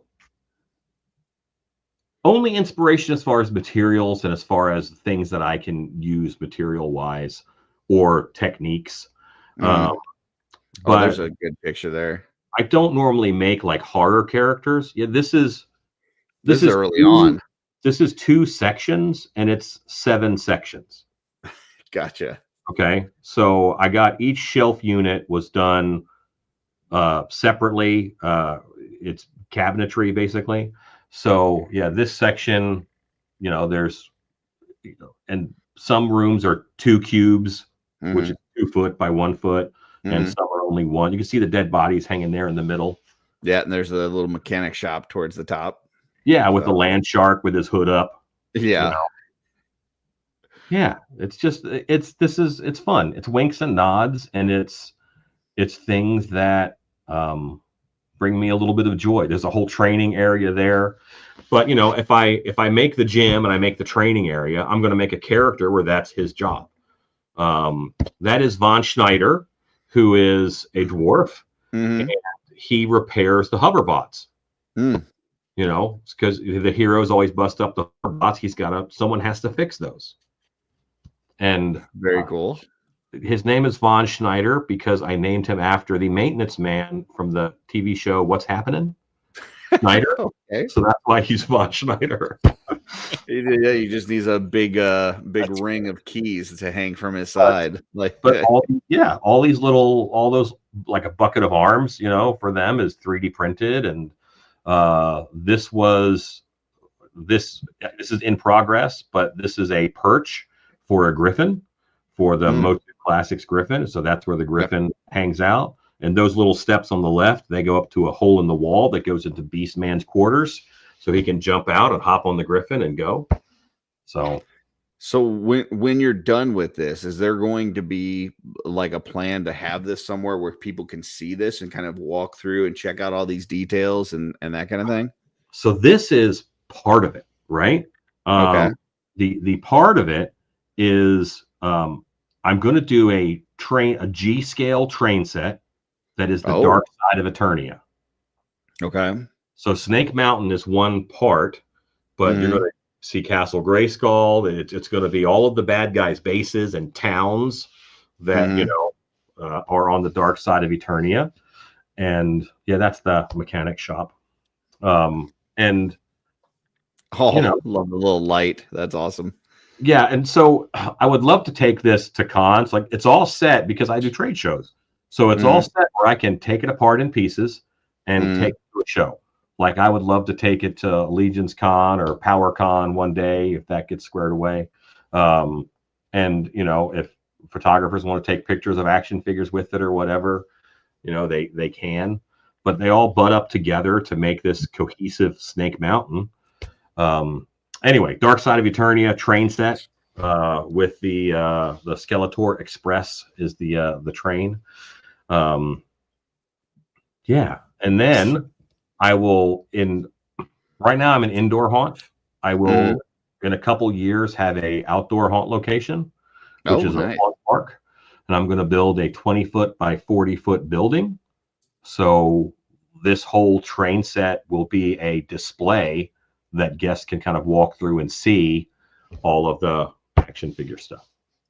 That's really cool. So I did have one other question up here from a good friend of ours. Dylan says, have you ever done anything Bigfoot related? Now, something you should know about Dylan, and you'll probably appreciate this being a Beastman guy. Dylan likes anything monkeyish. So King Kong, Bigfoot, like any kind of ape or big furry creature, like he's all about it. So hairy bipedal humanoids. There you go. I'm down. Yes. I do. It's just kind of on the down low, but we're opening up a cryptid museum here at Dark Hour. So that'll be a year-round thing where there'll be a cryptid museum that people can walk through, similar to my monster museum, but like a year-round deal. And all cryptids from, basically all over the country. There's so many, and I find it to be so interesting. And it's like a wax museum, but it's all cryptids. You might have melon heads and Bigfoot and Flatwoods Monster and all kinds. Ohio Grass Man, that's a good one. But but I love Bigfoot. I've got a Bigfoot thing here. I got a Yeti sitting right here. I make a lot of Bigfoot costumes. You're also a King Kong guy like Dylan, right? Didn't you say you've got a big like King Kong paw or hand or something? I do. I don't have that here, but what I do have that's really cool. Because that led to one of the funniest things that Jesse ever said, which was that we're measuring hands and feet. That is an advertisement for the King Kong movie from 1933. Oh, wow. Look at that, Dylan. Right out of the newspaper. We're bringing you the good stuff, Dylan. And then this is I get excited about that. That's the King Kong shelf right there. Got a lot of King Kong there. So I just love monsters. They're the best thing ever. So much cooler than people. That's a stuffed King Kong up there from the 70s. Very cool. I don't know if you see that up there. It's probably hard to see, and I can't see what you see if I'm on this side of the monitor. And your place, this Dark Hour, this is in Texas, correct? Yeah, see, I didn't even get to mention that. But yeah, Dark Hour is a haunted attraction that me and my wife own. Bigfoot. Nice. Yeah, here in Texas, and we open for a lot of off-season shows. Like we open every Friday the 13th. So we have Friday the 13th in June, and then July there's a Texas Haunters convention near us. So we open again for that. Yeah, and then after that's the last one until we open up in September for the October season. So if people wanted to go to like a haunted, some sort of haunted experience, and they wanted to see like what's in their area, where would be a good place for them to find that information? So there's a lot of like websites like Haunt Finder or findahaunt.com. Haunt World is another one. But Google Maps, like we're all on it. Like, put in haunted house near me or haunted attraction near me, and they'll pop up. And there's more than you think. Everybody thinks that the haunted house is just the one near them, but there's haunted houses in every city, and a big city will probably have 3 or 4. So, you guys have the Darkness in St. Louis, and you have Limp Haunted Brewery, and you have Creepy World. Those are 3 big ones that you have there in St. Louis. I know growing up, I heard a lot of people talking about because I guess the Limp Mansion, which is supposedly haunted, like legit haunted, that people will go and stay the night. And I've heard people tell about their experiences there that it's kind of scary. So I have heard about that growing up. And anytime that someone can take advantage of like a lore, where you're already in a location that has a bit of a history. There's a big haunt near us, Cutting Edge. It's in an old meat packing plant. So that's fun. Oh yeah, I bet. Jesse, you were going to say something? I don't remember. Okay. So we had a place. This is a story that's going to go nowhere, so I'll try to tell it as fast as possible. Went to college in Springfield, Missouri, and there's a place out there everybody called the Albino Farm. Oh, why is this still up? Or did you pull that up, Curtis? I did not. Okay, sorry. And it was a thing. It was basically this just abandoned farm on the north side of town, and there was this. So we were going to make this whole thing where we were going to try to scare freshmen that were coming to, or potential freshmen, and it got, it probably would have been dangerous and not smart, but so we didn't do it. But yeah, there was a time where I wanted to dabble in.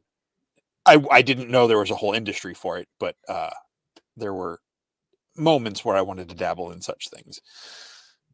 And there's every place has scary places, and the haunted attraction industry is just we manufacture those. Instead of the lore and it building up over time and stories and when I was growing up, and probably you guys too, there was leftovers from the Satanic Panic. Like there was a lot of places where my mom said, "Don't go there because Satanists go there and kill cats." I'm like, man, why do they hate cats? But that's what she always said, that they would murder cats. But yeah, and like that type of panic isn't around anymore. Like people are much cooler with Satan than they used to be. So yeah, but now we make scary places. Well, it's to the point, like, like I said, I grew up, not too far north of Baltimore. So when the Blair Witch movie came out back in '99, my buddy Sean and I, like, at least I didn't I knew what I was going to watch wasn't a real thing. I thought it was people like reenacting something that had been found until like the day before I went to see the movie, because, the internet was still fairly new at that point. So and I'm like, oh, that's kind of creepy. So, but we lived like back in the country out here, and we didn't live in the city. So like he lived up on the side of the mountain. Where I lived, there was this like old cemetery right behind. It bordered the backyard of my house, so I could look out the bathroom. So on the second you floor were terrified. I was terrified. I was 20, but even though knowing after I saw the movie, knowing it wasn't real, but because I was driving back into the same scenarios they were just in. So So growing up, first night, my mom married my stepdad and we moved into that house, and I knew there was a graveyard out there. I didn't sleep. Like the room was uncomfortable. Everything was weird. Terrified me. So, and then went to youth group, started youth group in 6th grade at church, and the youth pastor was God, so they have all the teenage kids going with like the young adults, like the 20s and 30 somethings, and they were watching a movie about the occult. So like again, I went home, I'm like 12 years old. I didn't sleep. I just stayed in the basement playing with Legos because again, cemetery, I was convinced someone was going to come take me and sacrifice me in the backyard. Nice. So you mentioned Blair Witch Project. Dylan mentioned Bigfoot. So when Blair Witch I was in Orlando when Blair Witch Project came out, and I was hired by a big theater in Orlando to make a witch costume on stilts to promote the movie. So doing that, we're doing, I'm in the lobby and I'm taking pictures with people and scaring people and stuff. And this happened to be the premiere party for Haxon Films, who made Blair Witch Project. They liked my witch costume. They liked what I was doing, and they contacted me later, and I made all of their Halloween costumes that year. I made a bunch of Halloween costumes for them. Then I get a call from them, and they were like, "Do you have it like a Bigfoot suit?" And if someone in entertainment like that asked me that, I just say yes, and then I'll figure it out. You say yes. Yeah. When asked if you're a god, you say yes. Do you have a Bigfoot suit? Of course I do. When do you need it?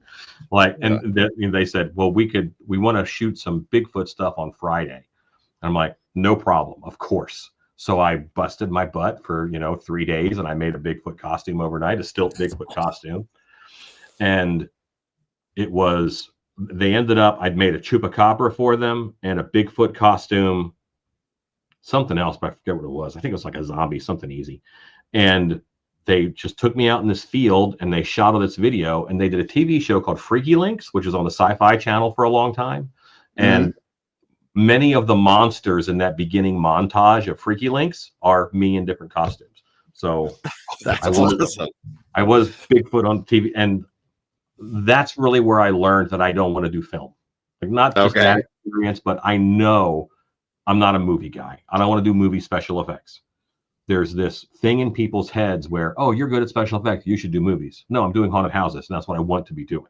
No one goes to a plumber in their houses. You're really good at plumbing, you should do commercial plumbing. Like, I don't understand why they do that to a special effects artist. I'm happy with what I'm doing, but I digress. That's cool. I wanted to pull up this because I saw this on Facebook the other day. I saw this photo, and it says post Transworld meeting to talk about what we saw, what we learned at the show. So tell us about what a meeting like this is like. So you guys go to a show, you see all this stuff. You're obviously, talking to folks about the stuff that you guys are doing, but you're also seeing what other folks are doing. What is a meeting like this? So the first thing that we run through was what products or services or things did you see on the show floor that you think we should incorporate or bring back to Dark Hour somehow? Whether it's make a version of it ourselves or buy it or whatever. I'm getting my input from my staff, because they all have different opinions than me, and they have, I don't get to see a lot of stuff on the show floor. This year I probably saw the most when I was walking around with you. I don't normally get to hit the show floor because people stop me and talk to me, and it's a little crazy. But I asked them what they saw, and we talk about what they saw on the show floor and how we could use it. What should I go buy? Like, I make a buy list. And then I ask about what classes they took. What kind of, when you took classes, because I send them to classes, and sometimes I say, hey, can I go to this class? Each class costs like $60. So there's a cost there. And I sent one person to 8 classes. So, it's not necessarily cheap, but this is a chance for us to learn from others and peers in the industry.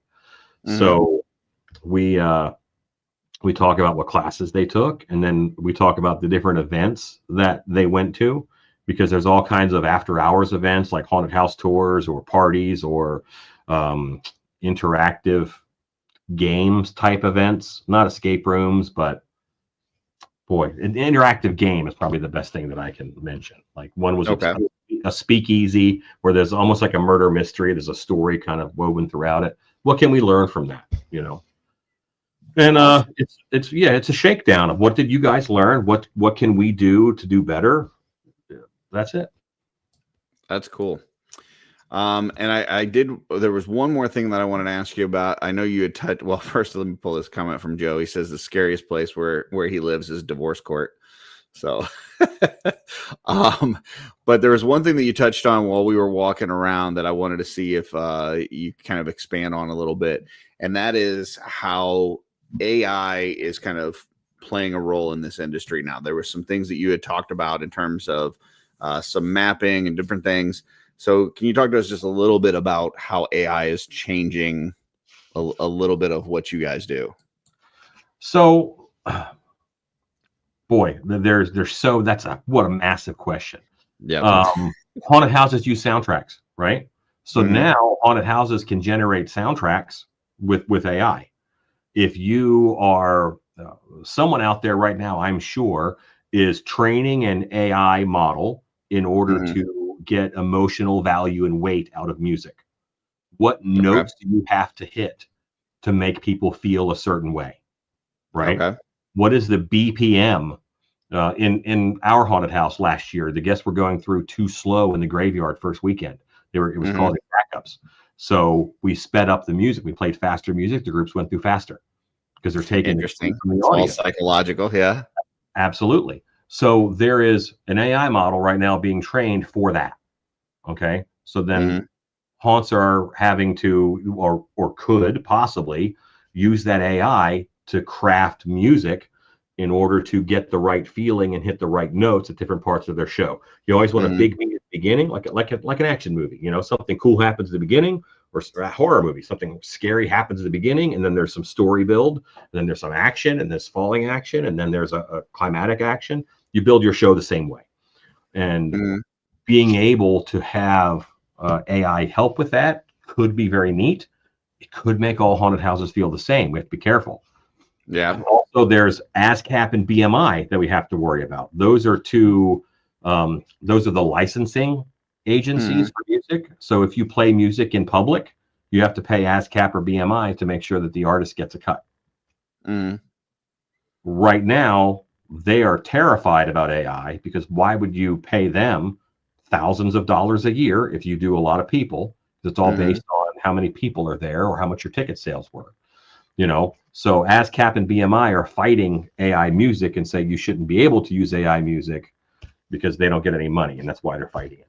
But I have my haunt backstory. It's the Dark Hour Coven, which is a coven of witches. There's 13 witches that make up the coven. I went to one of the AI song things, and I made a song for each witch. I made a sea shanty for the sea witch. So each one has its own feel. So, and then there was something with the like projection technology also using AI. So there was the best new vendor at the show, because there's awards for the show. Best new vendor was Illumabot AI, Illumabot.ai, and that is a projection mapping app. And I used that app this year on a Spectre costume. I did a big Wraith type costume. You saw it in one of the videos, and you can project right onto that costume. So it, and then if you want that costume covered in spiders, it's covered in spiders and they're crawling all over. And then the actor can, move forward and get a scare. So tentacles, tentacles, whatever you want, just babies, writhing babies, screaming and crying all around this big monster as it comes at you. Pretty neat stuff. That's better than spiders. Yeah. Very cool. Give me the spiders, Yeah. So for you guys, oh, sorry. Go ahead, Jesse. I gotta work my phobia into this conversation. Where does spiders rank on that list? I was gonna ask that. Where is it? Yeah, where is it at? I know it's got to be in the top 50. Number one. It is the most common phobia. Wow. Because there's certain phobias where if they were number one, it would make you non-functional. Like you see a spider rare enough, that you could freak out when you see a spider, and you'll probably make it through most days and not freak out. If you really freak out when you see a spider. So yeah, that's number one. Snakes are number two. Dogs are like number 9. People being that afraid of dogs. Yeah, crazy to me.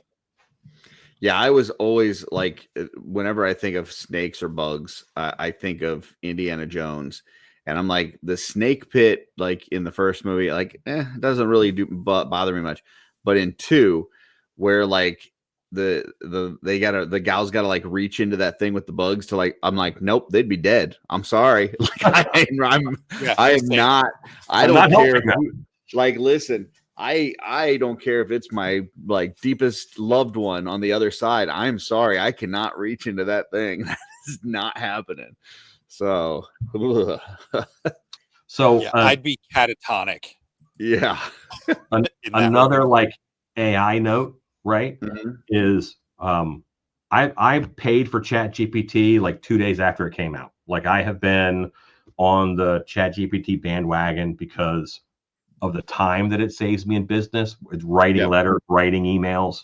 I use it for stupid writing stuff, but I also use it to bounce ideas off of. It's not great at coming up with ideas, Mhm. but it's someone that I can bounce ideas off of and talk to and say, give me 10 ideas. And then I can say to it, those all suck. And here's why they suck. Do better. And I'm not hurting its feelings. It's not crying, you know. Right. And but through that process, my Chat GPT is pretty haunt savvy now, because when it doesn't give me the right answer, I tell it that's wrong because You're or training it not, to get better. yeah, you're not considering that people are paying for this. You're not considering the room has to be reset in seconds. Let's make this work. And you're training. I'm training that AI to help me out. That's super cool. So for you guys, what's your next big event that you have? I know you said you've got one of your classes coming up not in this weekend, but the next weekend. This next weekend coming up, yeah, I have a silicone mask making class that same weekend. So we do like big party decor sometimes, and one of the largest like AIDS benefit gatherings or whatever is in Dallas. And when that comes, there's always things that support it. So there's a group in Dallas called the Dallas Bears. Really awesome, large gay men. Not a football team, folks. Right. No, not a football team. Yeah. Maybe kind of bear. Maybe don't Google it. You can if you want to, but it's up to you. And their theme this year is like an Alice in Wonderland theme. So we're making all these different Alice in Wonderland things for this party decor that all gets installed on, Friday morning and taken out Saturday morning by a whole separate crew because I'm busy teaching a class. That's awesome. Wow. And then as far as like the next trade show that you guys are going to, is there another one of those coming? East Coast Haunters Convention is in Philly, and that is roughly a month away. There you go, Jesse. That might be you. Might need to stop by and see Alan. You can be best friends like me and Alan are. Smaller show, but it's a lot of fun. And Jesse, if you want to come out, like it costs to go to the show. Like a Transworld day pass is like $100. This is a smaller show; it'd be like $20. But Jesse, if you want to come, are you in Philadelphia? Where are you at? I'm in like Mechanicsburg, Harrisburg area. Okay, how far away is that? I'm like an hour and a half, 2 hours from Philly, depending on what part. Okay, well, shoot me a message, and if you want to come see us, come see us. Yeah, it's a fun day. Beauty. Okay, awesome. Well, we're right at about that 2 hour mark, and I feel like I've gotten the information I needed. Jesse, did you have any other questions for Alan? I've learned so much just about the whole industry and getting to know Alan. Like, has been a lot of fun. I guess the only question I have left is, are you coming back to Legions Con this year? Oh, good question. When is Legions Con this year? Like, truly, do you know the date? It is. I would love it's like to. the 9th and the 10th, or the 8th and the 9th. Yes, it is November? the 8th and the 9th of November.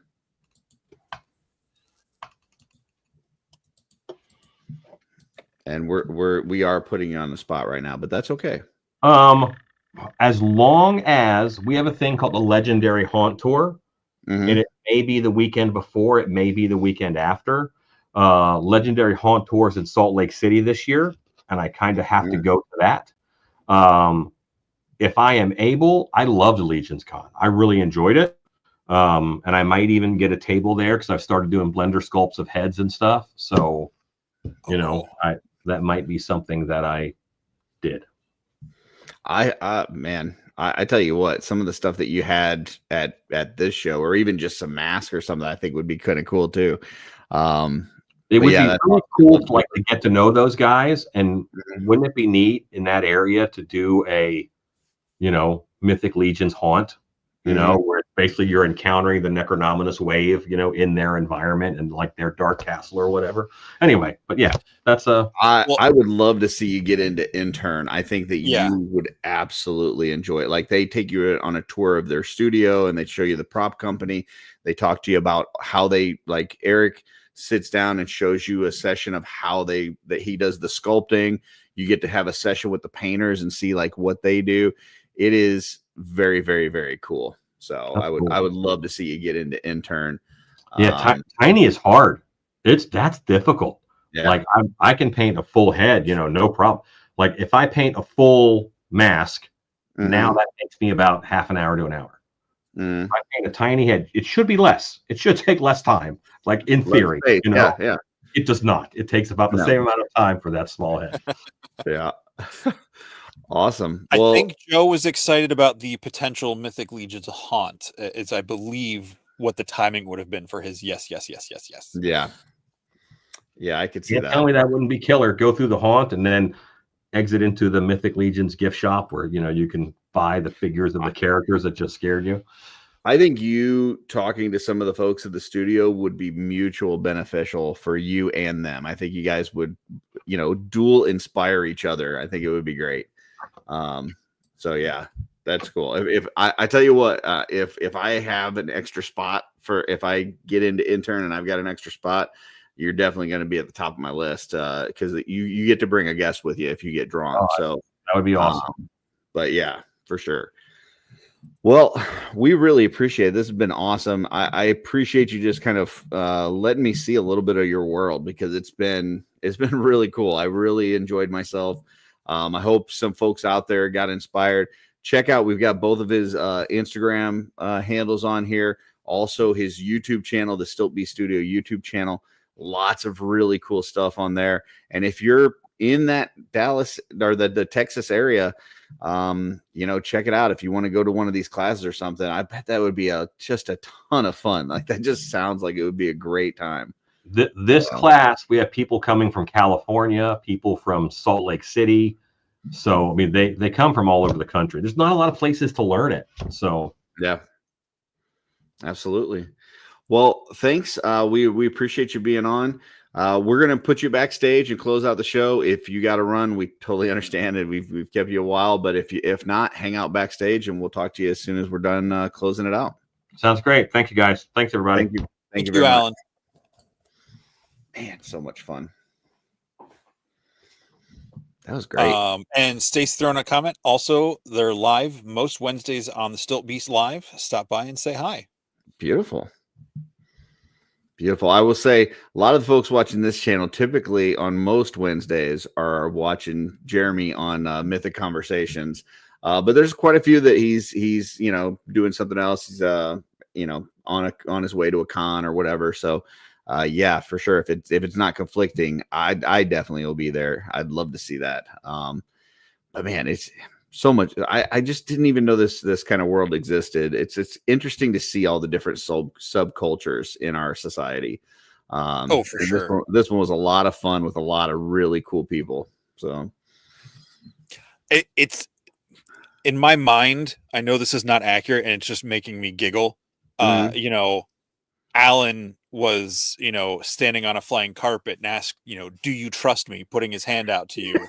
And then, I can show you the world you start playing as you start flying around this giant trade show. And seeing a bunch of severed limbs and stuff. It was, yeah. Yeah, it's all the most gruesome stuff you can imagine, but you both got these big But it's still that happy music. Yeah. It's like in Sweeney Todd when Mrs. Lovett's imagining their life together and they're still both like look like Tim Burton nightmares. That would be beautiful. So next week, folks, I have got to travel for business. I am heading to Chicago mid-afternoon next week. And then from there, I'll be in Chicago for a few days, and then I'm headed to Michigan for MesquiCon, which is the following weekend. We hope to see a bunch of you folks there.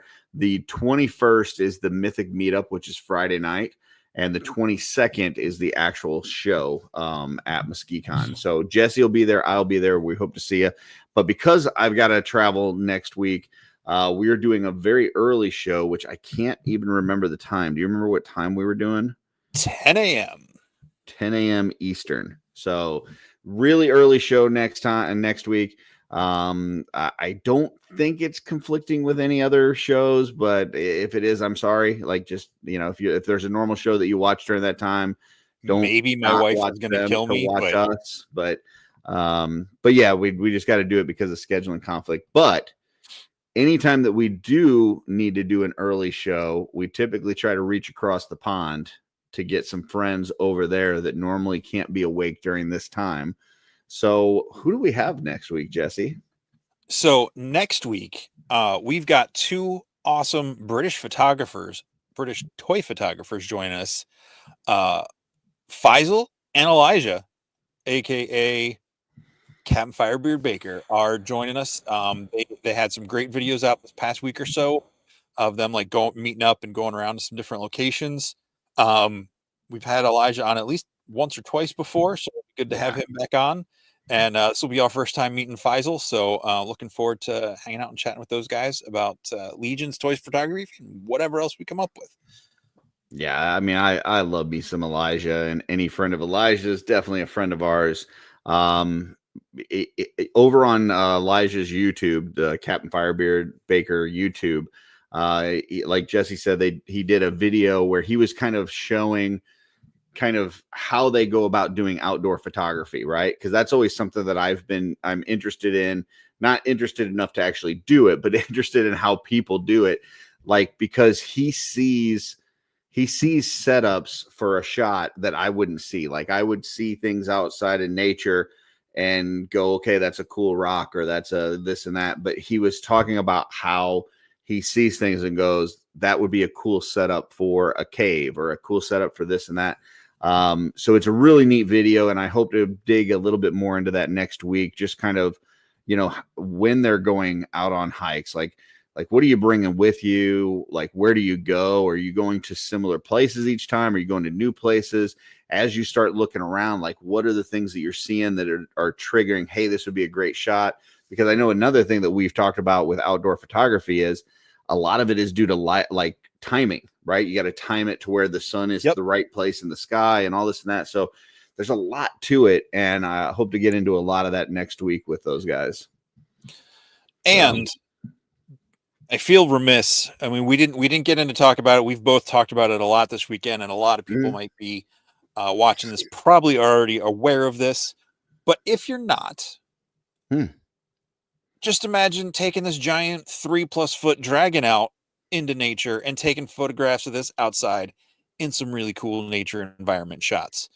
The pre-order is live on storehorseman.com. You can get the base dragon as you see it here, or you can add on these different effects, or just get the different add-on packs, and as it goes, it unlocks different stuff. So check out Store Horseman. This runs until April 6th, I think, at 11 p.m. Something like that. It should stay on there. Usually it's around 11 p.m. Eastern time. Yeah, April 6th, 11 p.m. Sunday. So you have about a month to get your order in if you want to check this out. And there's some payment options on there. There's different ways to do that. So, I think, right don't now, put yourself in a hard spot, but, pull this up real quick. Hold on. Curtis has got he's got some juicy picks.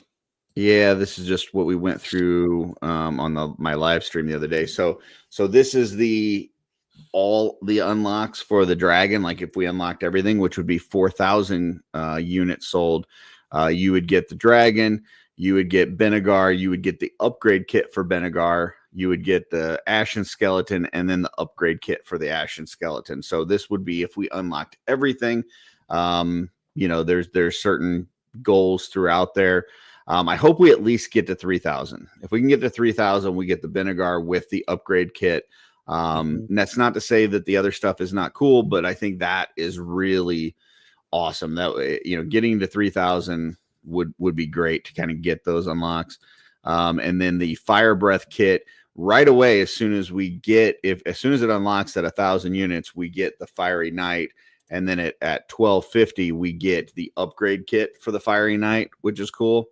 And then you've got the wing set where we get the Ashen Zombie at 1,000, and then we get the upgrade kit at 1250. So, you know, quite a bit of unlocks. If everything were to fund and everything, all the stretch goals were to hit, you know, and you did an all in, you know, you end up with, you know, 4 extra figures, a whole bunch of extra accessories, some unique pieces that aren't going to be sold again. So, you know, when you think about it, like, yeah, I know people are putting this big price tag on it and the shipping and all this kind of stuff, but if everything unlocked, you're also talking about a full dragon, wings, fire, 2 heads, 2 necks, 4 figures, a whole bunch of accessories. Like, that's a lot of stuff too. It's basically like a dragon and a wave. So just kind of keep that in mind, that it's not just a dragon. You've also got dragon and these stretch goals. So, you know, that helps to kind of break it down. And if there's something in there that maybe you're not as fond of, you could always trade it for something you are, or you could sell it to help subsidize the purchase of the dragon. But yeah, just a lot of cool stuff. We've got a month, folks. You know, don't get discouraged because we haven't funded yet. I know, you know, there were some people thinking it was going to be 24 hours. This is a long campaign. And I think the 4 Horsemen, they've been doing this long enough that they know their business. And I think they set what they consider to be reasonable goals.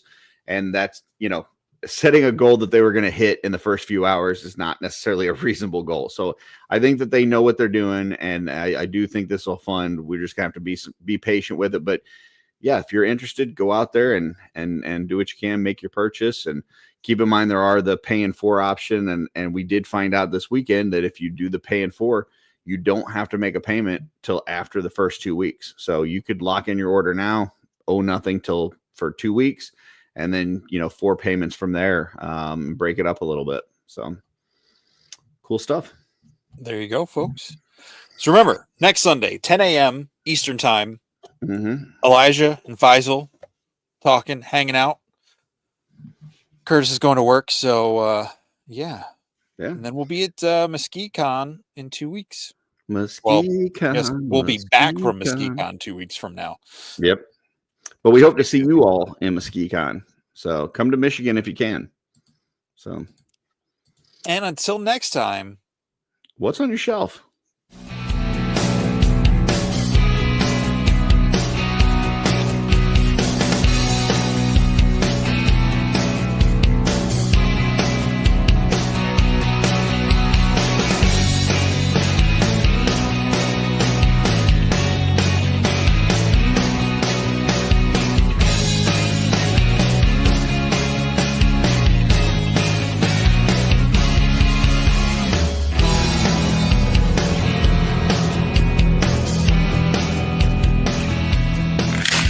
no!